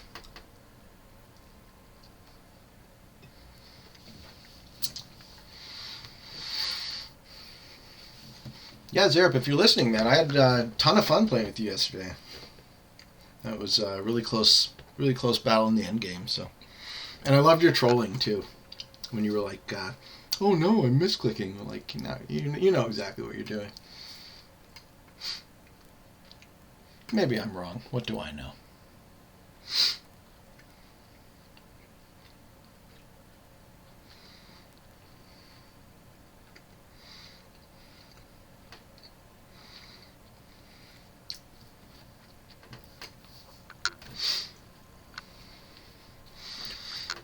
Just getting back to the topic of the rising tide raises all ships. I'm really excited to see Cosmic Cowboy also starting to make YouTube videos, so you want to check out his channel. He's posted the last 3 days. And yeah, I haven't played Castle either, so right on to your theme, Cowboy, about underused maps. Since I've literally, so far you're 2 for 2, I've literally never played either of these maps. Coming in. Okay, and we got 1 spot left for Ben. Sexy Ben. Sexy Ben. Watch out for Ben, Phil. He's really, really good at. Sorry, Klingsley. We're holding the spot for Ben here.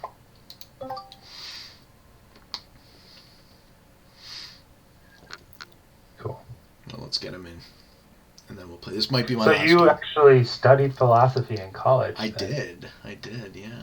That's my joke is always it qualifies me to mow lawns. Oh fuck! So I don't want to kick Storm out, but I did promise Ben. Oh, she's leaving. Oh, okay. I did promise Ben a spot. Okay. I think she just came in by mistake. Very good. Okay. Yeah. So the thing about philosophy for me is it seems just to be the thing my brain does. My Steam isn't working. Well, take your time, Ben. I'll save you this spot. The thing my brain loves to do is to go to the depth of everything, right? It's a lot of extra cognitive load. I have to derive everything from logic and make up everything, for myself. But the benefit of it is once I know something, I know it really well, right? Yes. And so the thing about philosophy was, I hate the way academic philosophy is taught, because it really seems to be heavily focused on who said what when. And I don't want to learn ancient Greek so I can just read a translated text from thousands of years ago. Give me the idea. Credit whomever deserves the credit. Give me the idea, and we'll digest it, and we'll apply it to something, and we'll progress. Okay?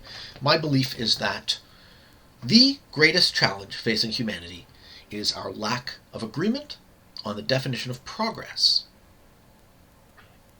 That's a good point. Yeah, because we are extremely powerful creative forces, right? But we can't seem to agree on what we're creating, and that scares the crap out of me, dude. Yeah, that is scary. What? Yeah. So like, what I look at us like backing ourselves into a corner with like creating something that's Is this you, Ben? bigger than us. Are you Heil Hoi? Yeah, that's Ben. Are you high high? 225 to 23. That's Ben. Okay. All right, we're firing the game. I definitely worry about us creating something that we like can no longer control, and we've already done that. But something that's going to be so toxic, such as AI or something like that, right? That it ultimately our demise or put us in a position where we really don't want to be in, right? And oh, when you talk about like we can't agree on what we're creating, like I don't know. I worry that we'll ever agree on what we're creating before we like have actually created it, if that makes sense. Sure. So then by that logic, we are in the process of creating the thing that replaces us. Yes. Well, what do you think that looks like? Have you read sapiens? Do you know the book? You've heard it's good? Okay. Highly recommended. I think that Harari's premise... So I've never read a book, ever, where I immediately finished and I immediately read the author's next two books. Right? That's how good this is. He has 3 books. They're all great. The best one is Sapiens, and I think Sapiens is going to be considered to be historically significant. That's how good it is. And it's nothing new. It's nothing like, wow, I didn't know that, in the sense of anything factual, but what he does so well is he tells a coherent story of us, right? Of our species from its beginning to the present. And that's his genius. It's coherence, right? It's the ability to make that story make sense. And it's such a long and deep story, right? And then his second book is called Homo Deus, God-Man, right? And his third book is 21 Questions for the 21st Century, something like that. And so it's past, future, and then present, right? We're looking at our past first. We're looking at he's a historian by profession. Okay. Yeah. So Sapiens is a history of Homo sapiens. Exactly. From start to finish. Okay. From start to today, yeah. And then he looks at prognostications about the future. And then his final book is What Do We Ask Ourselves in the Present? So you are aware of Ray Kurzweil's singularity theory? You know what I'm talking about when I say the singularity? Where... think so. Why don't you explain it? Sure. So I just don't want to start talking to be completely wrong. Sure. So Kurzweil is talking about a near future where the combination of 3 technologies, artificial intelligence, nanotechnology, and genetic engineering, converge into a singularity point. He uses the singularity in physics is like a black hole, right? Something you can't see past. So this is a black hole where, time is slowed down for the people going in, but not for the people observing. Mm-hmm. Well, we just can't see. We don't know what that looks like. We can't even use our imagination to guess what happens when something like an AI, something more intelligent than us, converges with... Who is blue? That was very aggressive surrounding me in the middle. Wow, okay. Zero keys watching. Nice. I just call him Zero. XER, because I forgot to type the O because I was listening to you. Nice. That's funny. Yeah, the convergence of AI, nanotech, and genetic engineering means, if you extend what we know of the tech logically, it means that we will be able to transcend our physical form.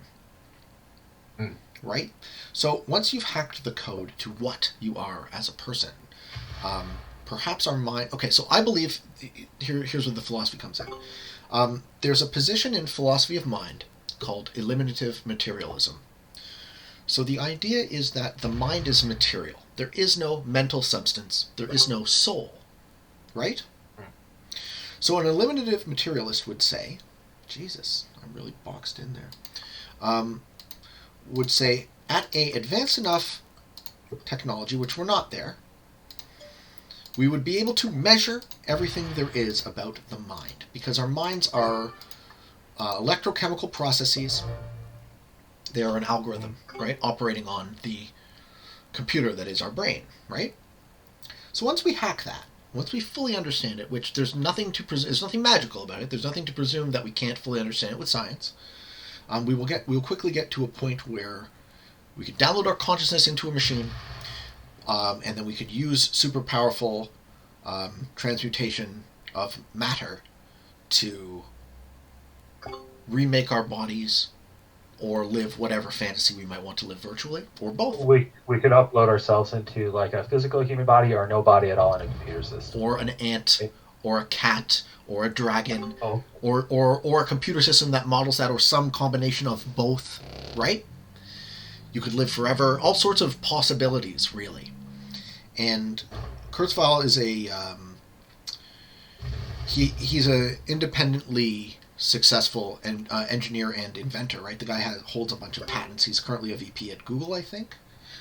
And he's a musician as well. Just across one of those polymath type genius people, right? Does a bunch of everything. He became obsessed with the death of his father and thinking about our physical death as such a wasteful tragedy and how it need not be so. Makes sense. Yeah, man. No, you get me talking about philosophy. I can go on and on forever. So you gotta stop. You gotta stop me sometimes. I like it a lot. Okay, good. I'm glad. I don't know if I'm sometimes. I'm not the best with tact, right? I don't know if I'm imposing the conversation on my audience or if they're still interested in what the hell I'm saying. I know you did. You may forget, but I straight up asked you about this. So, yeah. Yeah. So I didn't. You think? So some people argue that like if life didn't end, then it'd almost be like no reason to live, right? Is where they get to in the argument, because we would no longer like meaning in things that are not now they're permanent. This is where they're impermanent before. Do you find that to be like a good argument at all, or do you think that we would just push the goalpost kind of like we do with Risk? Okay. And keep on coming up with different ways to make our life meaningful. So it's both. It's a good argument in some ways, in bad ways in others. The thing about infinity is we aren't structurally able to really comprehend it. So when a kid says, yeah, sure, I'd take a pill and I want to live forever, they have no conception of what that could possibly mean, right? Mm-hmm. Forever is a really long time, simply put. Sure. Does the fact that our lives are limited imbue them with meaning? Maybe. More importantly, I would say the way I think about infinity is kind of the secret sauce of what we are. Humanity creates first in our mind, right? We start with infinity, and then we make it physical, right? Everything you see, every tool you use, was invented first in someone's mind. And this is actually a great applicable tool for your game as well, right? You want to make a plan, you want to intentionally create, you want to see that board unifying under your color. How do you make that happen, right? Think it first in your mind and then do the thing to make it real. I think that's intrinsic to what we are. Like, the community of hunter-gatherers had to communicate and talk together to kill that mammoth. Right? It's our survival advantage as a species, the ability to first conceptualize things that don't exist, Is Ben really going to be allowed to hold 2 continents? No, sorry, that's not Ben. That's Cowboy. Oh my God, Cowboy, please! Are you serious? Ben's usually black. That's why. That's crazy to me. Yeah, we first create in our mind, and we need to. And like the agreement, the way I parse the challenges that we face in the future, the fact that we are going to create because it's the thing we do as an animal. If we can't agree, we're still going to create. But we're going to create weapons of war, and we're going to kill each other, and we're going to create poverty, and we're going to create suffering, and we're going to create rhetoric that is regressive. Like, I hear a lot of the conversation publicly right now focusing on things, and it's been my whole life, right? Focusing on things that are not real problems, and we shouldn't be talking about them, right? And like, we have real problems. So how do you fix... Here's a quick one, and I don't want to get political, but how do you fix the government? Simply put, electoral reform. If you're interested in being governed better, the only thing you need to pay attention for, the only thing you need to work on at this moment, is fixing the way we elect people. Now, I actually don't believe we should elect anybody. I think we need to transition to a distributed decision-making model based on experts and consensus, rather than this archaic form of what is essentially a tribal chief still in 2021. The executive, great man, leadership-based decision-making model is so old and so dangerous that we are still doing it. It's absurd to me. I can't believe we still think that it's a good idea to elect someone to represent you. It seems so absurd to me. But I've always been the type of guy who versus just voting on it, right? Versus just like we all like have one vote, one person, and we decide things as a group. Yes. Is that what you're saying? Yeah, ultimately, I would actually say it could be done extremely efficiently. Most things wouldn't need to be voted on a lot, right? Because it comes from a core belief I have that we have much, much more in common than we do have things that separate us. So the us versus them dichotomy, right? The in-group, out-group preference is such a fallacy, and it's hacked. It's being hacked all the time by interested parties trying to sell you crap you don't need, and governments trying to elect themselves to perpetuate this broken system where so many people are disenfranchised for no reason. I have a great example of that just happened this week with my friends that we play on Wednesdays. Yeah. I was focusing on one of my friends is newer, and he was going to win for the first time. And I was focusing on helping beating this bot that we had like run rampant, right? and they were having this gun control debate. And so they were like, well, what do you think, Phil? And I was like, I don't even know where you disagree. Mm-hmm. Because like they were so broad on what their disagreements were. I was like, if you guys like come together and like talk about specific things, I'm betting like you can both agree that there should be like background checks, you know, like and things like that.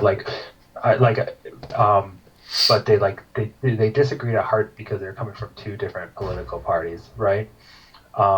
So I never did get a definition of like what they were actually arguing about, because I don't think they ever got to that place. It was very heated, and then people were very passionate. There's intelligent people being very passionate, you know. So how could you possibly disagree with me? Yeah. Yeah. Yes. Yeah. But I don't know if they ever like defined the terms, and I think we're missing the defining like what we're talking about a lot.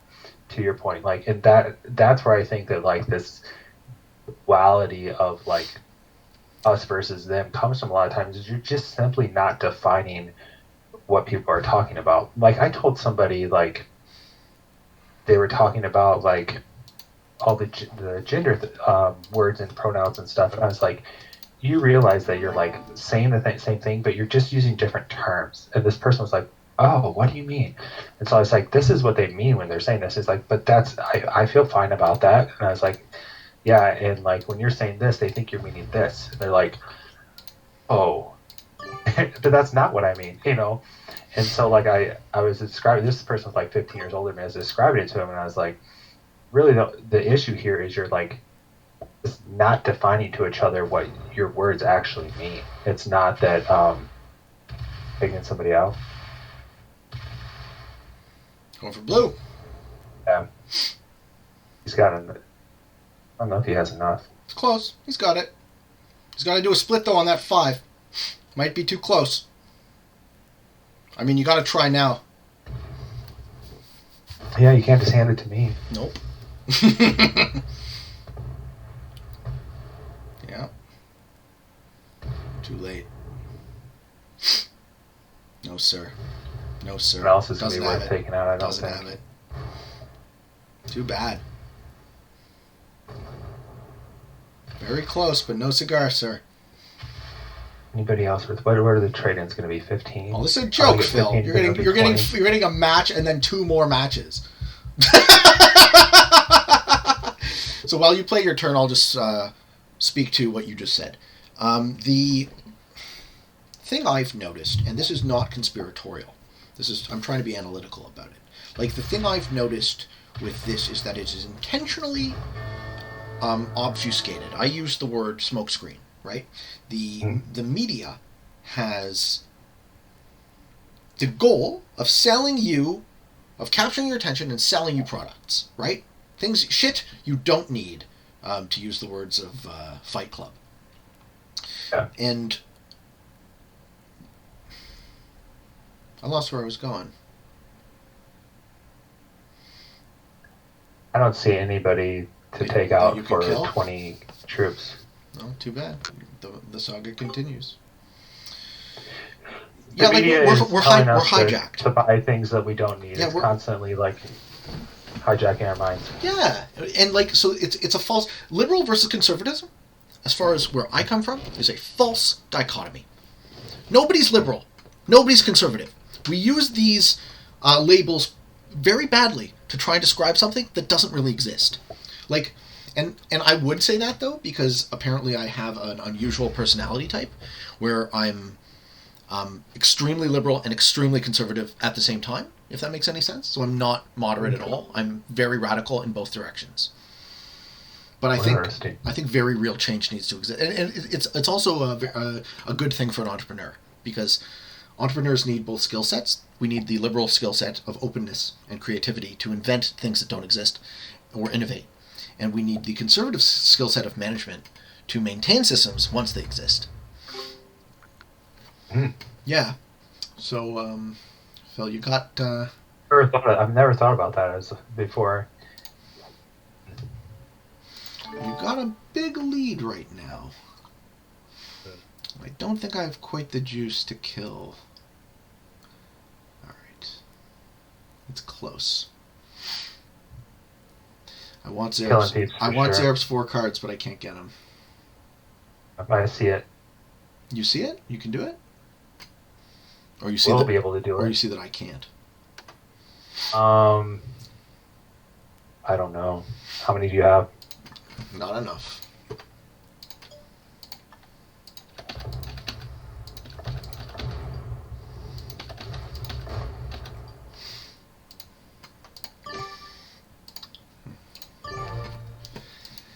Let's see if Cowboy has it.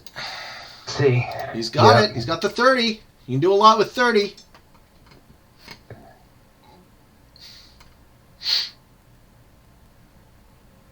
I think he'll get it. Yeah, so we're constantly pitted against each other by the powers that be, and I don't really think they're intentional. I don't think there's like a hidden cabal of like really powerful people smoking cigars in a room planning the future of the world, so much as just a bunch of really, really powerful people bumping into each other and trying to jockey for position. Right? And that's actually really scary. That's scarier than the conspiracy theorists want to admit. That means the world is rudderless. Right? That means we don't agree on where we're going, which is actually what I think is happening. I agree with you. I don't think there's like somebody behind the scenes like pulling the strings. I have to think fast. Yeah, man. Did I do that? I did that wrong. Well, you got to go quicker than that. You can do it, but you still got to move.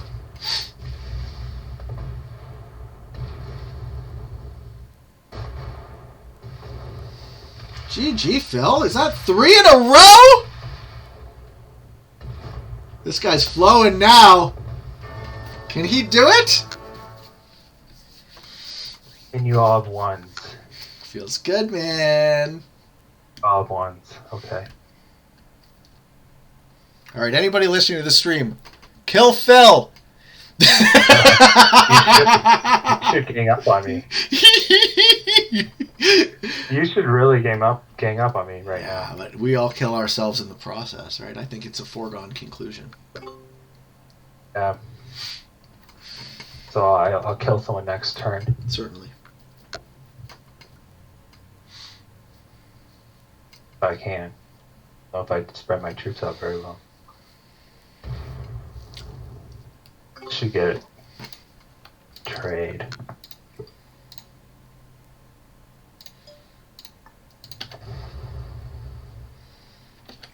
Maybe I just need to be distracted.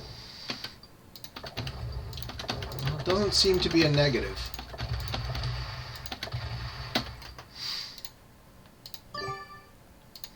At least anecdotally Incentivize me to kill somebody else. from these games. Yeah, good. Just hopefully that was my plan. I still gotta live 2 turns though, so that's probably not happening. Oh, Cowboy's on the team. Kill Phil.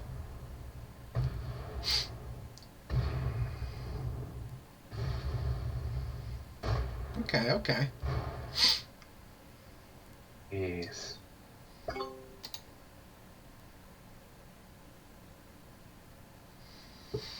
How many does he have? I can kill him.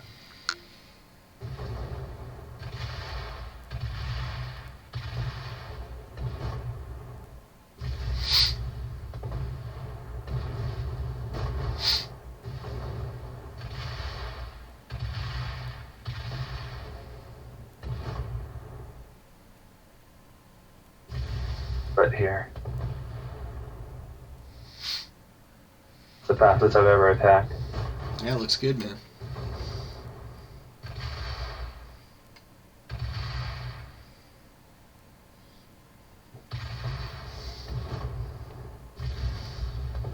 Come on, get him. Oh no! Oh no! It's off my The stack, stack glitch! didn't You got robbed! You got robbed! Oh gonna lose. no! Now I'm gonna lose. Well, I mean, that's not Oh. even. That's not. I can't believe this thing is still happening! Look how fast Ben How is goes. this still happening? Yeah, This is sucks. so fast. You guys are so crazy fast. I You, can't believe I lost that stack. you do use the enter key, right? I'm using the enter key. Just double tap it, right? Yes. Is that what you do? Yeah, for sure. I'm gonna get better. I mean, Name this map. What is this map? Pangea? Pangea. Yeah. Pangea. So, if Cowboy had one more card, I'd try and kill him. But, seeing as how he doesn't, and you have 5, I think it makes sense to hit you still. Yeah, attack Carrot. I feel you, Ben.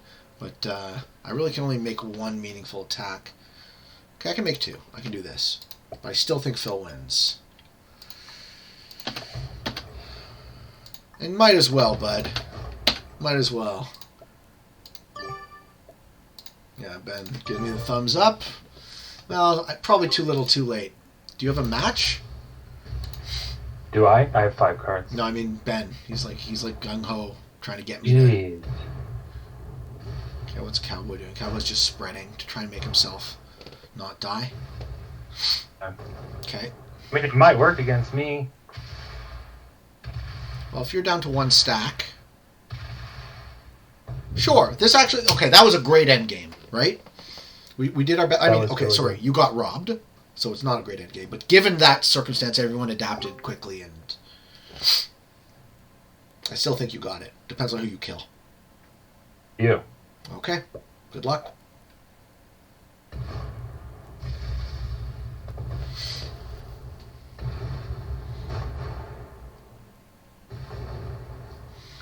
I'm everywhere, Phil. I'm just worried.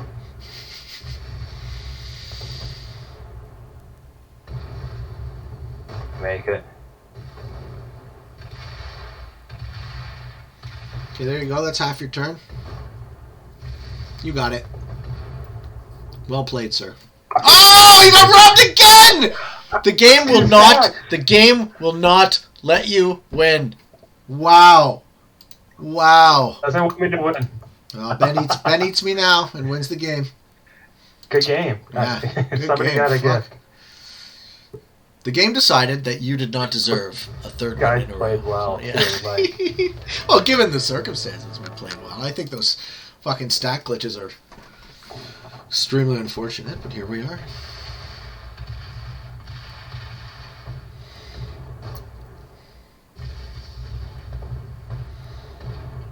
would have probably had to wait another turn because I was so slow. Well, no, I think you could have. Killed. I think you could have done it then and there. Well, maybe it's up to you. Or stack glitch. That second stack glitch, I think I could have gotten it Right. because I had already had a cut. Oh quite a yeah. bit. No, I see what you mean now. Yeah. What a gift this game was for White. Seriously. Well played, Ben. Funny. GG. Like, good game. Okay, so I have It's White's Ben, right? Sexy Ben. White's Ben. I have 25 minutes. Let's play something small. Okay. Okay. In 5 minutes, we'll play something small. What can we do really quickly? Qing Dynasty. This is one of Zerup's accounts. It says novice. Yeah, I think he might just. I It might just be rank 0 because he hasn't logged in. He hasn't played a game yet. don't think I've ever played with him before. Is it Zerup? Is that how you say that? I think so. Yeah. Oh, Italy. There we go. Italy's a nice small map. Anyone want to get in? I'm going to throw it up on the Discord right now. And let's go real quick, guys, if we can. PC 8Q5. I accidentally clicked on Global Down. It was really fun. Yeah, man, this is amazing. I'm so glad. 2 Zerups? No, we can't play two. How is Oh, this? no, he just, okay. He just wanted to make He sure. wasn't doing that. He wasn't doing that on purpose. He was holding his spot while he switched. Gotcha. Map of Asia. Okay, we got We're Ben, we trying got to Cowboy, put- we got Zerup. One more. Who wants to get in? We played Asia earlier. Somebody's talking to me on Twitch. We played Asia earlier, and we're playing Italy. Oh, we got Zeraki! All right, good luck, guys. Yes. We got Zeri. This is going to be a great, quick finale. For Turkey number 1 2 1 2 1 2. Oh, baby. It's funny how those two keep switching. I get nice it. race at the top. It actually seems like a great agreement, right? They both get to call themselves number 1. Now, actually, having played against Spike, I mean, only 1 or 2 games, but that was really great yesterday. I haven't had an opportunity until yesterday to play Spike, so now I do. Good luck, everyone. They both can play other things and not just 1v1, so that's always great to see out of your number 1 person. They're They good can at play. multiple things. Oh yeah, it's not just a single lane of attack by any means. Yeah, that they have a much higher understanding of the game than just 1v1. Mm-hmm. What do you think of this map? I like this map. Played this map on a 1v1 for the first time for one of my videos, and I thought it was actually pretty cool. The person let me hold like way too much, and I ended up beating him in I think 2 turns. But there's all these places to hold. I'll tell you what they're called. Adriatic Coast. You can think you have it and you don't. That's Yep. kind of funny. Yep. With that little exclave where my 4 is. Yeah. Yep. If you go for the islands, you're kind of in a nice way around. Oh, Red's No, taking from- Northern Italy. Okay, Red's going for Northern Italy. That's a good move. Yeah. So I have a video up where I was gifted the Italian peninsula on the first turn. I needed just to get 1 easy take, and I tried to hold it. I was like, you know what the hell? I'm going to try and go full greed this game, right? And obviously it didn't work. But I still won that game because I pivoted at the right time.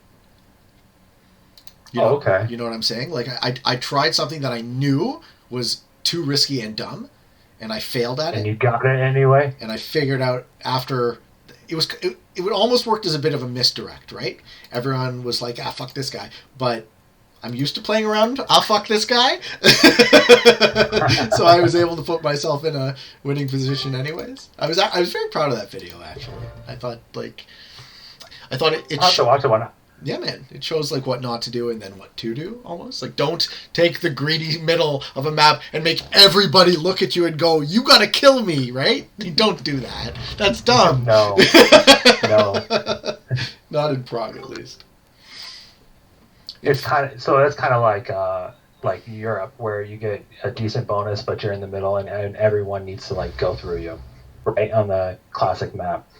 Yes. It's not a great place to be. And if you go there, then maybe don't guard your borders so much so you don't get destroyed if someone wants to go through you. Well, Zeraki's got a continent. I was wondering, because he had that 4 there, if he was eventually gonna go there, so I moved out to conserve troops. Mm-hmm. Which is probably a bad deal to give him a continent, I guess. Well, I mean, it's a bad deal to give anybody a continent. Maybe I should have added there and not done anything.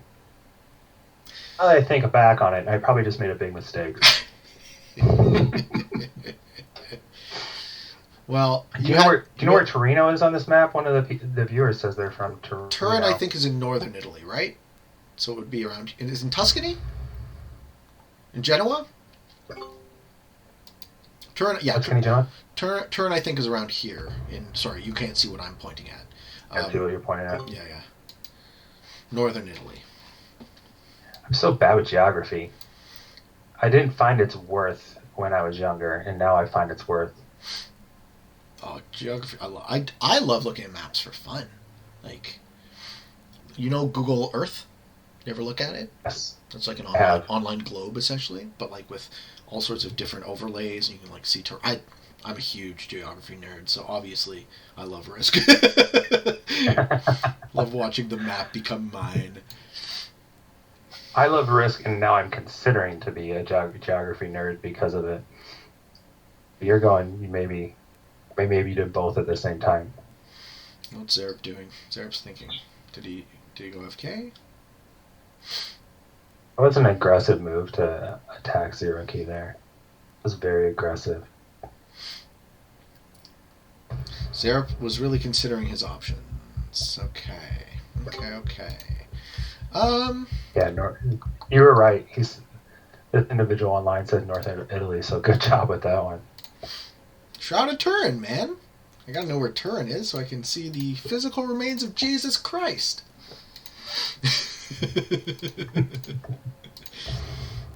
Alright. Sure. I like my positioning. I'm doing okay.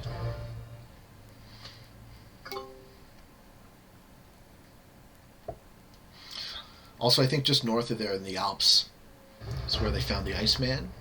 Maybe not. No, I think it was on the Austrian border, not the Swiss border. But that's just the old one with all the scars from like battles and everything. Yeah, and tattoos. Like really well preserved. And the stuff he had with him was preserved too, right? So you get to see like the tool set of what is essentially a caveman, or just outside of whatever they call it, the Neolithic, the New Stone Age. I'm a history and geography nerd. If you want to get more specific on it. History and geography nerd that loves philosophy. Yeah. Well, because I was talking to you about being interested in psych, right? To scratch my own itch as much as any other reason. But like, I think psych and economics, like kind of partly what you do for a living, are the most interesting real world instantiations of philosophy. Right? If I went back to school now, instead of studying more phil courses, I would study more psych courses or econ, because at some point the rubber meets the road. At some point the theoretical has to become actual. And but back in the day, I dropped out of school and I started working for a electrical company with the idea of maybe becoming an electrician. And then I ended up being the personal assistant for a guy I didn't like. And that was my last folly into employment where I wasn't the entrepreneur. However many years ago that was. Now 2007, something? No, 2005. And so I dropped out of school. And then when I went back to school, I kind of did a downgraded degree. So instead of doing a 4-year BA, I did a 3-year BA. So they let me take all sorts of electives. I just took more philosophy course. I took a bunch of first year philosophy courses again. And I was like having a great time with it. It's super fun, for me. I really just, that's what my mind likes to do. And this too, right? I like to solve puzzles and ask interesting questions. At least what I find interesting. I do too. Like, I think you've definitely gone deeper into at least certain aspects of this. But like, I got really into economics. I read 3 Freakonomics books and listened to a whole bunch of their podcasts. This was a few years back. Is that, and just because is that Gladwell? do you know what that is? Is that Gladwell? Who's the author of Freakonomics? No, I did. I listened to Gladwell's book on tape, the one with what it's called, the one 10,000 hours. Yes. Freakonomics is Dunbar and it's an L. They're both Stevens. Levitt. Dunbar and Levitt. And they like take these regular world questions and figure out the economics behind it. Mm-hmm. So, and it's very cool. Yeah. So instead of just assuming that, like, trying to think of one off the top of my head. It's so long. I'm struggling to think of one. Like the examples. Yeah, but instead of just assuming what like we assume in normal life, they go into depth and they like test it and look for information about it. So they answer all these everyday questions by getting into the economics of things. It's pretty cool. I do love data. Yeah. And one of them's a reporter and one of them's like a hardcore economist. So then they have this, they're like different personalities, but looking at things. So it's pretty cool. Duri. Oh, but you don't have that little enclave. Oh, he can have it if he wants. Move out, let him have it. Oh, I don't. I was actually planning on anyways. I don't want to be there.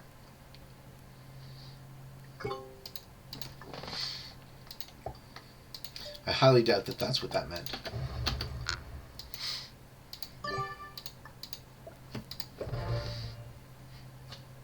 I know what he did mean. Sometimes I don't know what people mean when they send those things. Because Zerky, I told you, dude, Zerky's seeing things that you don't see.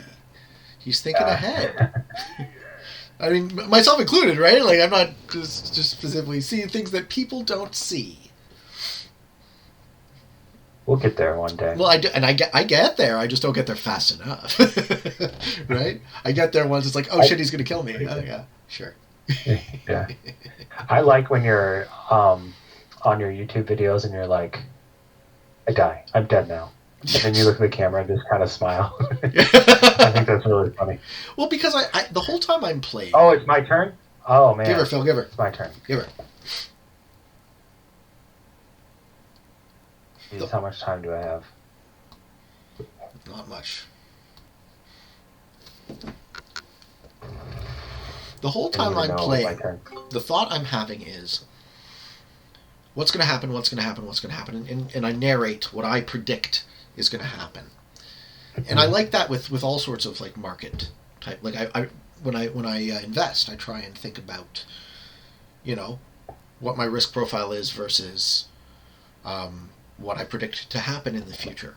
And the better we can model other people's behavior, the better we can predict the future, the better we can perform in all the iterated games we play, like making money, like playing risk, So I spend a lot of time. You'll notice when you watch my work, right? I spend a lot of time talking about what I think people are thinking, or what I think is going to happen, and then sometimes, oh, that was smart. Okay, hiding inside of me. Yeah, I wanted to go there. Everyone's still equal. Yeah. The board is still balanced. The trade-ins aren't worth 35 yet. Zerky retook the islands. Okay. Cowboy's going for What's Zerk. he doing? Oh, Cowboy. Yep. Can't finish. Well, and Zareb trolls with the well played. Let's see what he does. I don't like that his little 6 down there is so covered. Otherwise, I'm taking him out. Cowboy? Well, I would try to take them both out, right? Sure. But you have this 11 and this 9 that you have to get through. Can't do it. I don't have the. I get 3, and now my 13's blocked. I don't have it.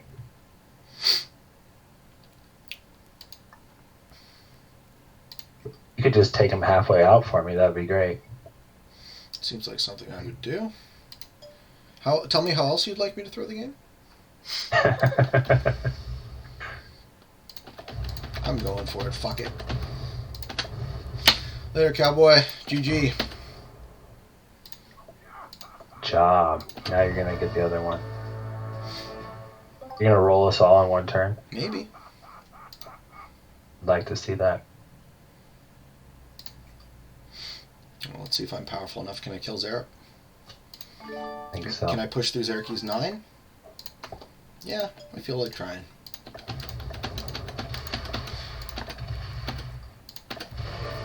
Nice. Okay. That's awesome. Who's next? 25? I don't think I can kill you. I don't think I can kill Zareki. Don't think I can kill Ben. I hold. I kill anybody. I really not. I mean, maybe 0 key, but So you see where I'm putting my army here? oh, because I just said that. No. I wasn't. So that's where I was going to put my army, right? So you see where I'm putting my army here? This is this is like a really key spot, I think, at this point, because I'm blocking access, right? Force everyone to go all the way around the peninsula. I mean, you took away my chances. I might have thrown up a Hail Mary and tried to take out 0 key. Zeraki's got a match, though! Zeraki's got a match! Let's see it! Let's see some fireworks! Something amazing. Yeah, man. If anyone could do it, To take out he'd kill you. Black I and think. then yeah, I think he'd kill. me. I think he'd kill you. Let's see if he does. I think I he bet can. he can take us both out in one turn. Well, he would kill you first, is my guess. I think so too. Yeah. Well, no, actually, because Black's significantly smaller. He's gonna be real fast, isn't he? You know he is. think, and it's just gonna be like boom. Well, now it's starting to be too long. What? Didn't go for it. Okay. Getting a turn. All right.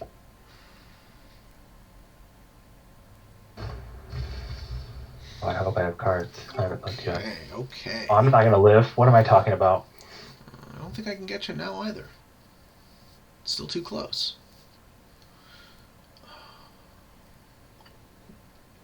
It's a good finish, though. This board is a friggin' powder keg. Cards. Oh, dude. Game. What do you got, Phil? Not enough, but I can try to take out Black. No match?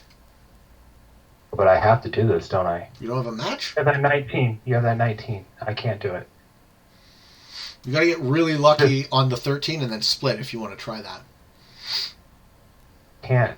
Why didn't you? You didn't have a match Two, on four. 4. No match on 4! Unlucky. Okay.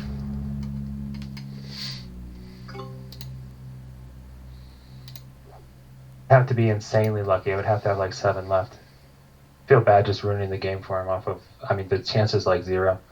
I was gonna say good game. Right. I would take me out. You would try it in like in a more like without your friends. You'd say fuck it, why not, right? But in this sort of scenario, you don't want to screw someone else over for a very risky move. Is that kind of the thinking? Yeah. I agree. No, I agree. Like, I don't want to win that bad against my friends that it would just like totally rob them if I fuck up. And the chances of messing up are like very, very big. All right, I think you go next, sir. And then it's me. I think he's got you. No, I think he's got us both. I think he's got us both. Man, What's the match? He's so fast. He's so fast. I think he's faster than you, Pete. Oh, undoubtedly. Your game, Zero.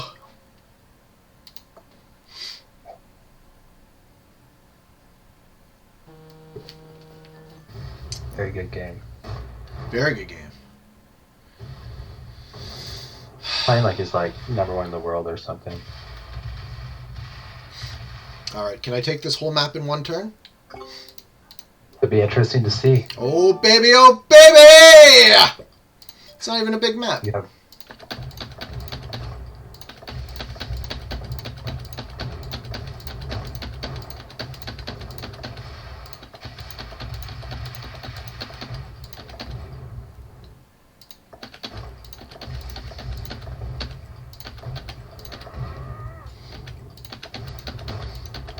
fuck. Oh, no! Cards. Now he's got me. Do you see that? Now he's got me. Good game, brother. Yeah. Good wow. games, Eric. This is a crazy ending. This is a great game. One troop. Wow. Wow. All right, there we go. And he kills me. He can take the map in one turn. Watch. Bet he could wait 30 seconds and still do it. Thinking, where's my route? What a great finish, man. So, Hey, Phil, I'm so glad to chat with you. This was really fun. Pete, yeah, it's been amazing. It's great to get to know you like as a person and not just someone who I play against online. You're very insightful and interesting. I really appreciate you asking me to do this. Yeah, likewise. I want to connect everybody. I want to make the whole community now of content creators and players, and I want to do my part. I want to be a I might not positive force. I might not Ziraki's friend when we're on the same team. Now you are. Now we are. So, nice job, Ziraki. That was amazing. That was really, really fun to watch. So, Kill Pete Strategy on YouTube. Is there anything else that we should be advertising for you on my YouTube channel? No, we'll just cross promote. Same for me, guys. If you want to check out, it's riskyfil on YouTube. Yep, 2 words, FIL on YouTube and 1 word on Twitch, and then it's just FIL on Discord if you want to connect with me. All right, and we'll do a round 2 because I had a ton of fun chatting with you, man. Me too. Awesome. Thanks. So, there was one more thing I wanted to say. Absolutely, I have a few minutes, so. Well, I gotta go pick up my wife. So, in the immortal words of Joe Rogan, we just did 3 hours. Just did 3 hours. Thank you Awesome. so much, Phil. And I'm going to sign Thank off. you. So, for all of you on the path to world domination, good games and good luck.